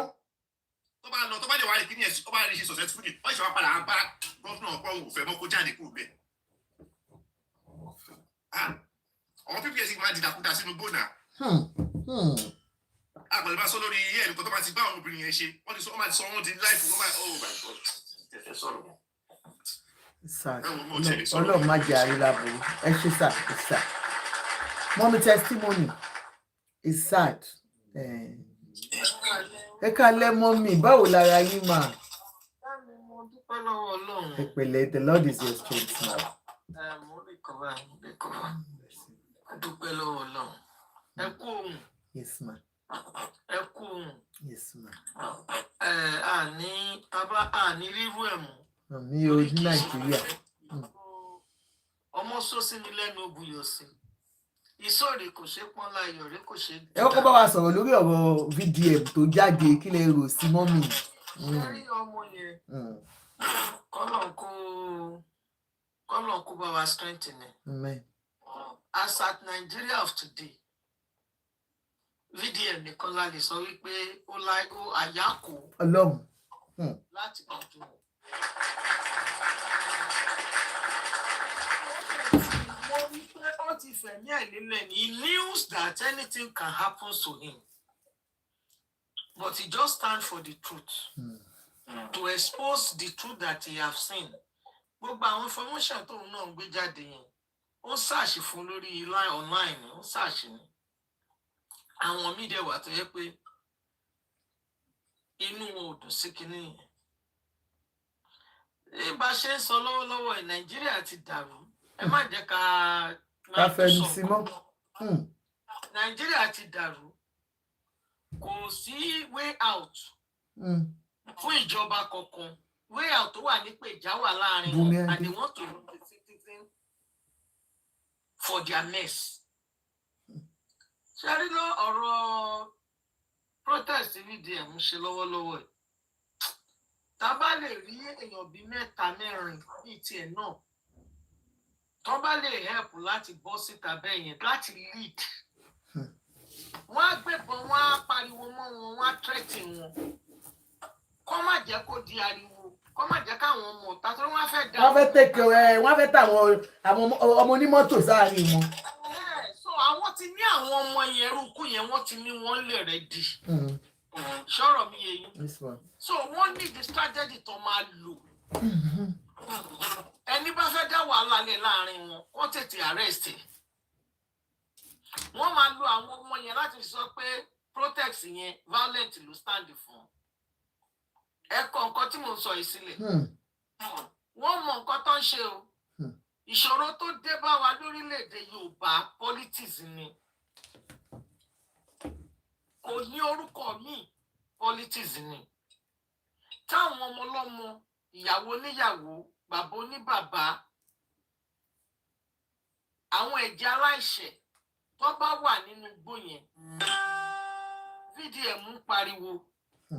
Ọ̀pọ̀lọpọ̀ bẹ́ẹ̀ lọ. Ṣé bóyá káwa náà máa sùn? Ó yẹ ká wà lórí bẹ́ẹ̀dì wa ká máa sùn náà. Bí mo ṣe ti rí pé ẹ ti tẹ sí mẹ́sẹ̀gì mi bẹ́ẹ̀ pé ẹ ti pè mí. I have to put myself together. God bless you, mommy. God bless you.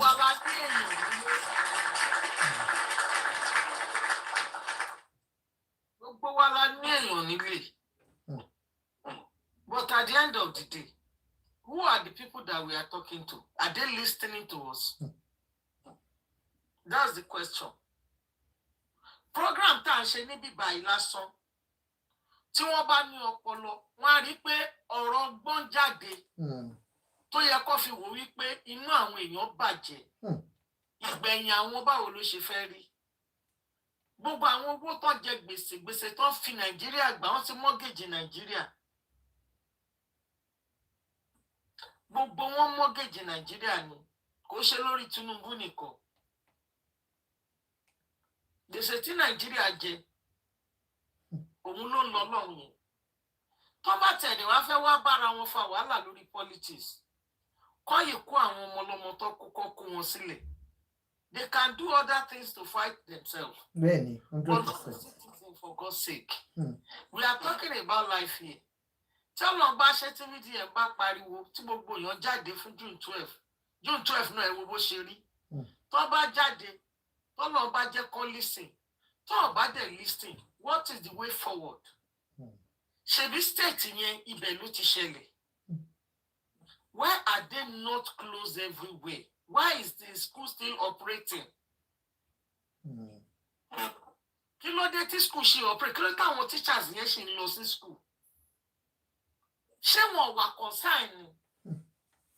Kíní yẹn gan kò yé mi. Ṣé VDM ní kó wá tó wá bá wọn protest níbẹ̀ ni? Mi mọ̀ bóyá mo ń sọ̀rọ̀ ọlọ́gbọ́n. Ó dà pé àwọn school yẹn ti close down. Gbogbo àwọn ní Ọ̀yọ́ state. Wọ́n ti close. Kò yẹ kí iṣẹ́ ló yẹ kí ó pè fà kọ́fì yẹ kó wà. Kó lè mọ bó ṣe máa wọnú igbó yẹn. Gbogbo àwọn ọdẹ tó bá wà ń bẹ̀. Àwọn security personnel tó bá sọ pé àwọn ní kinní. Kó try láti wá nǹkan kan ṣe sí. Mo gbọ́ pé sọ̀rọ̀ Sunday Igboho náà. Ipe wọn fún Sunday Igboho ní free hand. Ṣé rí ọ̀rọ̀ ti Sunday? As for me, Sherry Majamasa, òun ló mogun. Ẹni tó bá rẹ́yìn ogun ó ti gbógun lọ nìyẹn o. Ẹni tó bá rẹ́yìn ogun ó ti gbógun lọ. Ìyá mi, bí gbogbo wa ṣe wà níbí báyìí wọ́n mọ̀ wá o. Ẹni tó bá láyà kó wá wọ ni. Ìjọba Nigeria they are killers. When you come out to protest against them, wọ́n tag yín ni. But àwọn ò ní nǹkan tá fẹ́ bẹ̀rù wọn.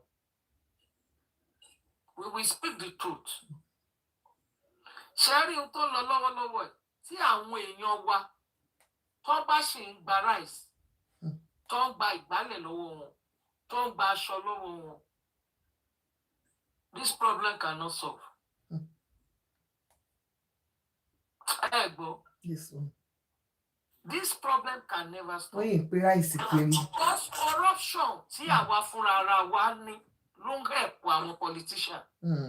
Àìnítẹ́lọ́rùn tí àwa fúnra wa ní òun ló help àwọn politician yẹn. Nǹkan tá máa jẹ tó máa tán níjọ́ kan tó máa yàgbẹ́ ìdànù òun ló help àwọn politicians yẹn. Ṣé bí gbogbo ìlú ló lójú? Ṣé bí gbogbo wa la ríran nílẹ̀ Yorùbá tá rí nǹkan tó ń ṣẹlẹ̀? Ṣó yẹ kó fi ìbò dídì lọ̀ wọ́n kí wọ́n tún dá sí? Èmi ò bá ní protest tó fẹ́ ṣe yẹn kó protest with the mind that nobody in Yorùbá land that will vote.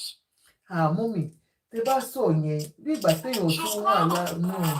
Ṣùgbọ́n èmi ò ní subscribe sí yẹn. They vote no bad vote.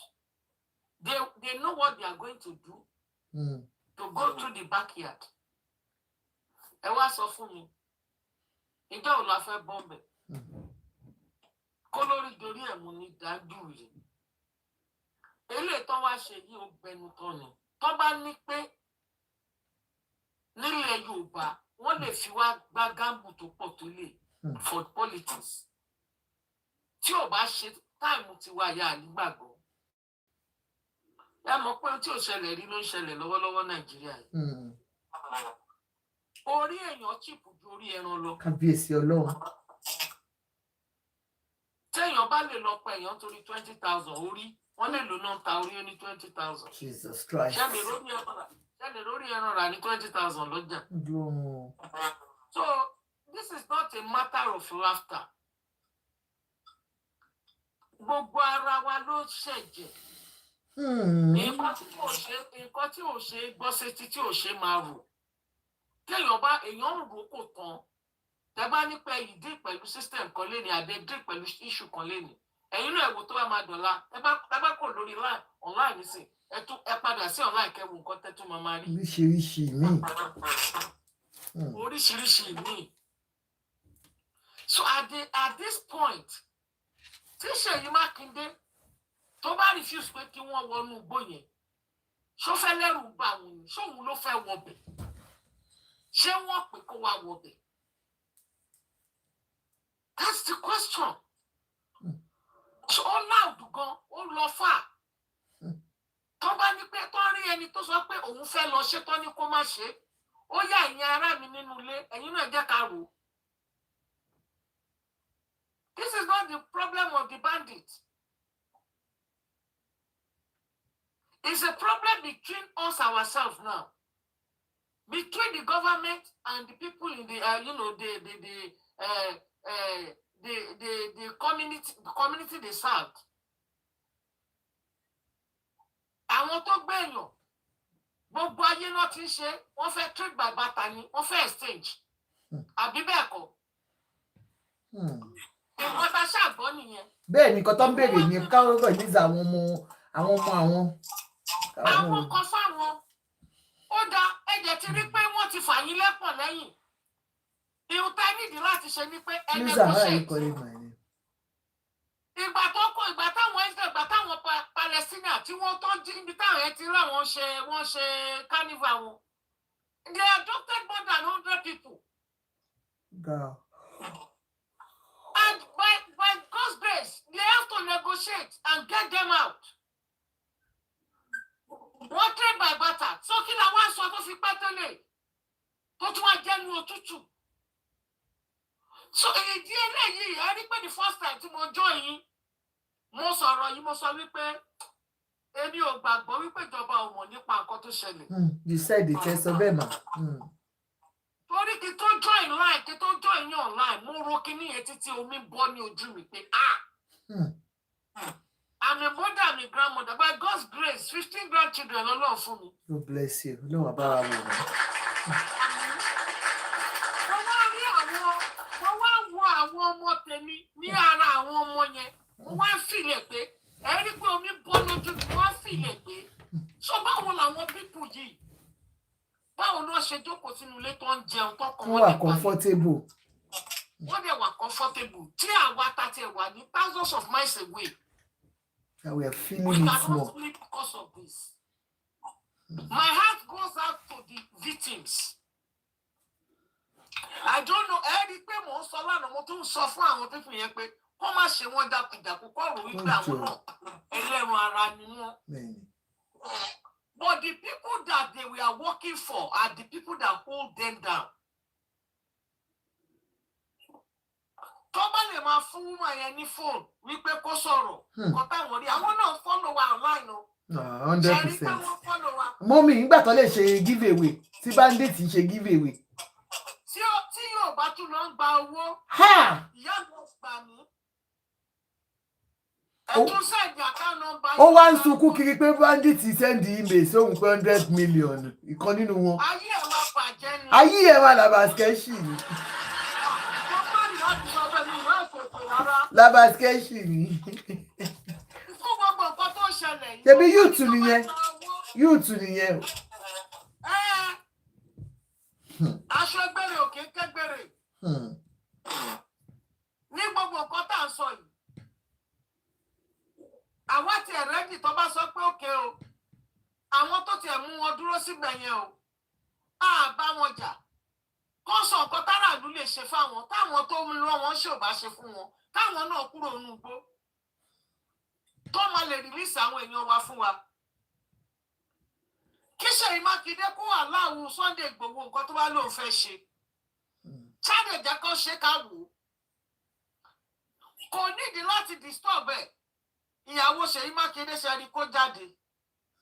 Kò tí bọ́ síta sọ̀rọ̀ èmi ò tí ì rí omi mọ̀ bóyá lórí. Èmi náà gbọ́ kò no, she has not come out kò jáde. Ṣé rí wípé wọn ò jẹ́ ṣe tiwọn bẹ́ẹ̀. Àwọn láìfi òkàn bọ́ta àwọn tó dìbò fún wọn ló wà nínú igbó yẹn.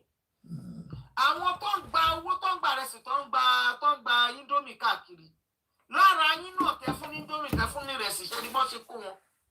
Tẹjọ́ ń jẹ rẹsì kiri. Gbogbo ayé ni mo mọ̀ wípé ṣe ni wọ́n ra máṣíìnì tí tẹkinọ́lọ́jì dé tó fi ń gbálẹ̀ nílùú. Ìgbálẹ̀ náà kó láwọn tiwa lọ́wọ́. Wọ́n wá rọlé sósẹ́yìn. Wọ́n máa gbálẹ̀ títì. Kí ló dé tí Ṣèyí Mákindé tí ò gbà Sunday láyè? That's another question. Kí ló wà nídìí ẹ̀? There are more to it. So táwọn tó wà lọ́yọ̀ ò bá bọ́ síta ṣé VDM ni kó tún sáré wá sọ̀yọ̀ kó wá bá wọn protest? Mi ò rò pé make sense. Kò make sense ní tèmi. Àwọn ẹlẹ́rù ló máa kọ́kọ́ kọfẹ́. Àwọn náà máa kọ́kọ́ dìde tí gbogbo ayé. Káwọn máa join wọn. O lè fẹ́ gbẹ́rù sí kó gbọ́wọ́ sílẹ̀ kó ní kí n gbẹ́rù ẹ̀. Wàá bẹ̀rẹ̀ ni pé mo fẹ́ gbẹ́rù mi. Àlọ́mọ yẹn tún sọ ni ó ní tó bá le jù tí àwọn gọ́ọ̀mẹ̀ntì bá tètè káwọn ọmọ yẹn jáde. Àwọn rẹ́dì láti wọnú bush. Kí gbogbo wọn kọ́ gbẹ́rù ṣe pọ̀ tó yẹn ẹ rí pé àwọn máa fi wọ́n sílẹ̀ wọ́n máa sá jáde ni. But mo fẹ́ fi jẹ́ yín wípé nítorí pé politician ló wà nídìí kinní yìí wọ́n máa kó ọlọ́pàá jáde ni wọ́n máa ní kó bẹ̀rẹ̀ sí pa wọ́n ni. Ẹ wá sọ fún mi kí nìdí tí ó jẹ́ pé tó bá mú bandit wọ́n máa ní kó gbó lọ sí police station. But àwọn pípọ̀ yìí pààyàn ní kí ló tó jẹ́ kí wọ́n dá sẹ̀ríà fún wọn lẹ́sẹ̀kẹsẹ̀. Why? Ẹ máa rí ìbẹ̀rẹ̀ pé wọ́n mú wọn lọ sí police station. Ẹ ní rí the end ibi tí wọ́n wà. So bó ṣe ń kó wọn jọ ẹ wò kò sí bẹ́yàn ṣe lè déyàn tó jẹ́jẹ́ tó bá ti wọ prison tó bá máa bọ́ta ìwà nílùú máa wù tó ló máa kẹ́kọ̀ọ́ oríṣiríṣi ń bẹ̀. Why tí wọ́n fi allow pé tọ́kọ́ máa kó wọn lọ sí station? Ihun tẹ́mi máa sọ fáwọn aráàlú bandit tó bá ti ká mọ́ tó bá bọ́ tó bá gbogbo nǹkan lọ́wọ́ ẹ̀ wọn ò nídìí láti ṣú ẹ̀ online. Kọ́ ṣe kinní yẹn fún. Kọ́ ṣe kinní yẹn fún. Kọ́ ṣe kinní yẹn fún kó máa bá tiẹ̀ lọ. Why are they coming online to show all those things? Wọ́n wá sọ wípé torí pé Nàìjíríà kò ń ṣe ṣẹ̀ríà lọ ni. Ṣebí ṣẹ̀ríà yẹn kọ́ làwọn fi ń pa tó fi ń dúgbò àwọn èèyàn ni.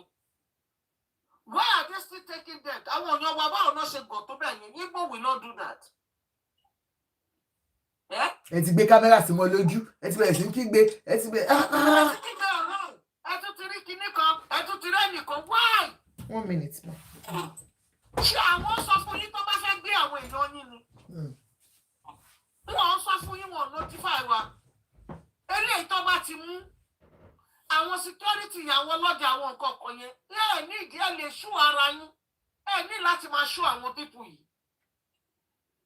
Lẹ́nu mọ́ ni ká fi ṣe. Ṣé àwọn náà máa délé lọ ròyìn? Àwọn ọlọ́pàá tẹ fẹ́ kó wọn fún owó tó gbà owó ransom tó gbà tó bá ti tún gbé fọ́lọ́pàá gbé bí pa. Wọ́n máa wà tempted láti gba owó yẹn lọ́wọ́ wọn fi wọ́n sílẹ̀. So the system, the circle was just going round and going round. The solution sí nǹkan tó wà nílẹ̀. We are talking and talking every day. Àwọn tó dé láwọn ṣiṣẹ́ wọ́n ráwọn kan níbi ẹ̀jùlẹ́kí sáàdì ilé mi nìyẹn. Wọ́n ráwọn kan nígbà wọ́n ráwọn kan láwo. You don't need to be, promoting them online. Ní ìdí ẹ̀. Ẹ ṣe kíní yẹn fún wọn kẹ́ máa wọ́n ti yín. Tójú bá pàjẹ́ kò ní lè délé sọ. Kọ́níkálùkù ní wẹ́pọ̀n ẹ̀ lọ́wọ́. Ẹ má jẹ́ kó máa dẹ́rù bà wá. Wọ́n ti mọ̀ wípé kò sí nǹkan kan lọ́wọ́ wa. Tí ìjọba bá sọ wípé tó bá rìbọn lọ́wọ́ ẹnìkan sì wọ́n ní àmrọ̀gbà. Kí ló ṣe network wọn? Ẹ jẹ́ bá mi power tap o. The network is bad. I think they are, definitely flagging us. Ẹ bá wa power tap, please. Make the life active. Oh yeah. Okay, network mommy ni. Mommy network. Network yìí ni àgbọ̀ yín látẹ̀kọ̀ ẹ̀kọ́ freeze ni. Ó dẹ̀ yẹ kẹ́ gbọ́ mi, ṣé ẹ gbọ́ mi báyìí? Ẹ máa sọ̀rọ̀ sí àti ń gbọ́ yín mà. So tíjọba ò bá wá protect aráàlú, ṣé ká ilẹ̀ Yorùbá ká wá káwọ́ rọ̀? Kó bá ti gbébọn dé, kó ṣàṣe everybody ṣàkàṣàkà kó dẹ̀ máa lọ. Ìmọ̀ràn tèmi ni pé kóníkálùkù ní nǹkan tó máa fi protect rẹ̀. Tó bá wo àdúgbò kan tí rí bí mẹ́fà jáde ń bẹ̀. Ẹ rí wípé àwọn signal sáwọn tó kù. The government are not helping us in the south. So why can't we have our own weapon as well? Tó bá lè máa kó bọ̀ kiri ní northern part, why táwọn ò lè ní? When they can't protect us, why can we not protect ourselves? Ugao. So ó ti débi pé tó ọmọ Yorùbá fúnra ara wọn kó stand up. Ká fi ìmọ̀ ṣọ̀kan ká stop àti máa jẹjẹkújẹ. Nígbà tí ẹ lè fi owó ra drone, kẹ́ fowó ra àwọn nǹkan security, ìgbà téèyàn register security. Ṣé Sunday Igboho ló máa finance ẹni? Ṣebí ó yẹ kí federal finance fún. Wọ́n máa fún wa, wọ́n máa finance ẹ̀ ṣùgbọ́n àwọn ọ̀dọ́ wọ́n máa finance ẹ̀ definitely. Ìbáwọn náà fún ní kíní. Tìbílẹ̀ tó bá fẹ́ lo tìbílẹ̀, they still need the physical one. Ṣé understand nǹkan tí mo sọ? Yes sir. Wọ́n wọ́n ọmọ Fúlàní kan. Fúlàní ní burúkú ògùn rẹ̀ ṣe wò wọ́n. Wọ́n lóògùn o. Ó gbé kinní kan sáyà ayẹta tó gbé sáyà. Ó dẹ̀ kọjú bọ́ tirẹ̀. Ó dẹ̀ yìn. Ó kàn dúpà òní. Ó dá nǹkan tí mi ò wá mọ̀ nílẹ̀ Yorùbá ni pé ẹ bọ́ síta. Babaláwo sọ pé òun lóògùn. Ìgbà lòun lóògùn. Àwo lòun lóògùn. Ẹ ṣé bàbá Stephen. Ẹ̀ẹ́dẹ̀ lè ró ilẹ̀ Yorùbá. Nǹkan máa ń ṣe láyé àtijọ́ ni ètí irú nǹkan báyìí. Tí ó tí ò tẹ̀ tó ìtọ́ bá rí nǹkan ibi kan tó bá ṣẹlẹ̀, wọ́n á kọ́kọ́ ró gbogbo ibẹ̀ yẹn náà. ẹni tó bá fẹsẹ̀ síbẹ̀ yẹn ibẹ̀ ló máa kú sí. Ṣé kò sí gbogbo nǹkan bẹ́ẹ̀ yẹn mọ́? Ọ̀nà kan ṣáà ló dùn àfiṣe. So mo yìí wà concern pé gbogbo ìṣòro tá a ní ní Nàìjíríà àwọn ọba wà ń bẹ̀, àwọn aláṣẹ ìjọba wà ń bẹ̀. All this thing is a political gamble because the money goes into their pocket.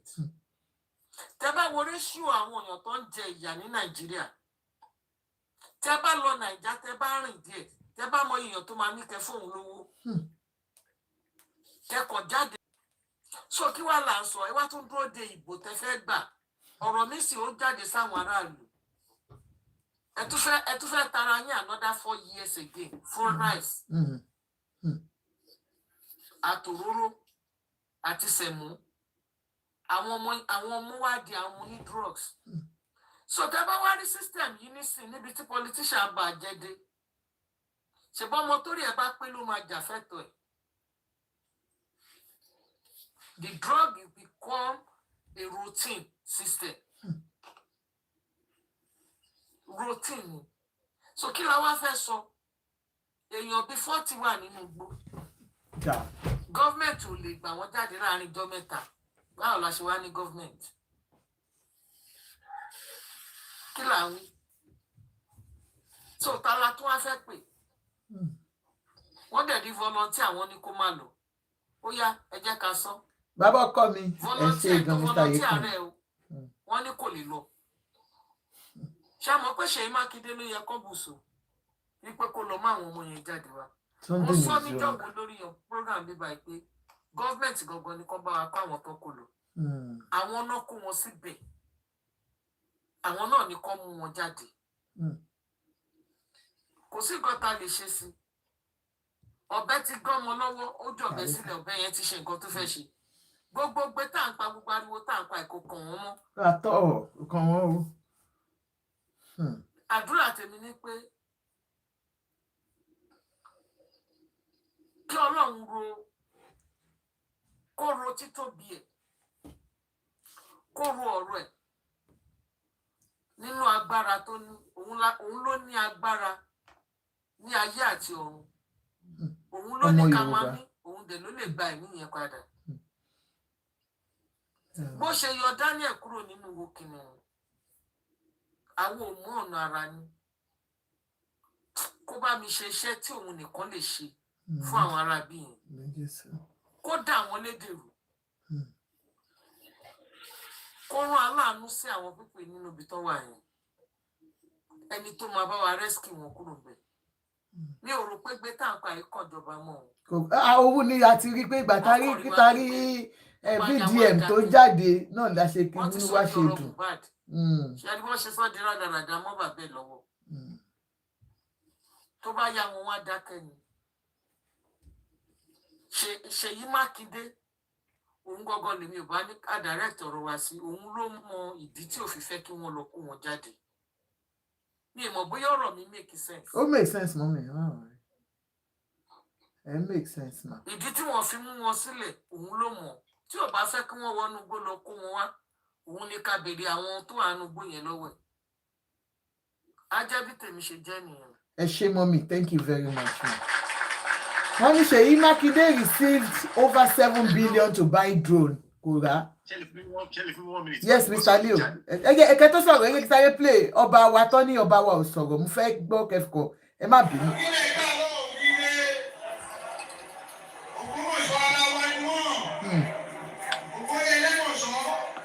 Dàbí wọ́n ti fún àgbà. Ilé ẹ̀dá ọ̀gbìn ló kù fún ayé o.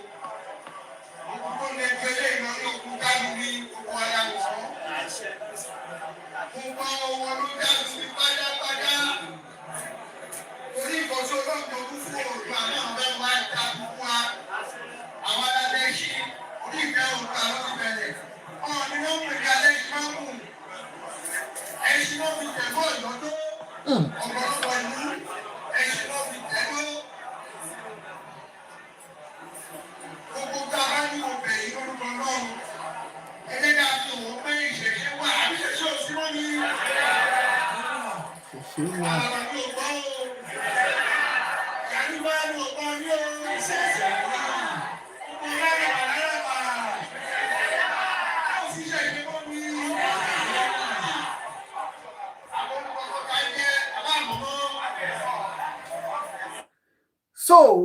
ti rí ọba wa kábíyèsí Ọọ̀ni ìrìṣà kábíyèsí Kádépẹ́ lórí kí bàtà pé lẹ́sẹ̀ at least mọ́mì ó dà pé kẹ gbọ́lẹ̀ ó dà pé mọ́mì tí wọ́n ti áàkì mọ́mì o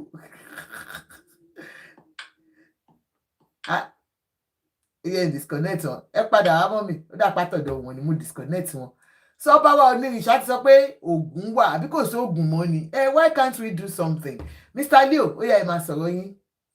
Okay, ẹ ṣe mà. Bàbá ọkọ mi ẹ káàbọ̀ sà. Mr. Leo. Adúpẹ́ ẹ káàbọ̀ ẹ káàbọ̀. Ẹ rí pé owó ẹ̀gbọ́n mi ń ṣiṣẹ́. Ó ń ṣiṣẹ́ o, ẹ náwó gidi. All right, Mr. Leo. Ẹ ṣe mà. Àwọn olórin tẹ́ náà fẹ́ jáde lọ́la ẹ̀sìn. Gbogbo wọn náà, most of them, majority of them, ojúṣàjú ló fẹ́ ṣe lọ́la yẹn. Àtijọ́ ìwọ̀n jáde, wáyé gbogbo máa fi gbó di ìgbà tó máa tó jù tó ẹ̀kọ́ tó jáde. Báyìí kan ti pa àwọn pípín yẹn tán ní gbó yẹn nǹkan, àwọn tọ́kọ. Ṣé wọ́n á lọ kán dúró de June 12 kan tó jáde ní ojúṣàjú lọ́kọ̀ fẹ́ ṣe. And after June 12, what's next? Gbogbo agbára, gbogbo strength, ta fi ń jàjà ọba ń gbà yẹn, èmi lọ yọ, èmi nífẹ̀ẹ́. Wáyé tí wọ́n fi gbé gbogbo agbára yìí sí kọ́ fi jáde sí títì. Ìwó road gan ó ti tó, kọ́ bá block Ìwó road, kọ́ jókòó sílẹ̀ títì. Wọ́n tó ń lọ òní lọ, ètò bò ní bọ̀. Ìyẹn kó máa send signal sí governor Ọ̀yọ́ state. Kọ́ yẹ kẹ́mi ti paralyze the state. Wọ́n pààyàn náà kọ́ jẹ́ kí fi paralyze kọ́ jókòó sí títì. Mọ́tò má lè lọ, kó má lè wà. Wọ́n lè ṣe fún 2 or 3 days.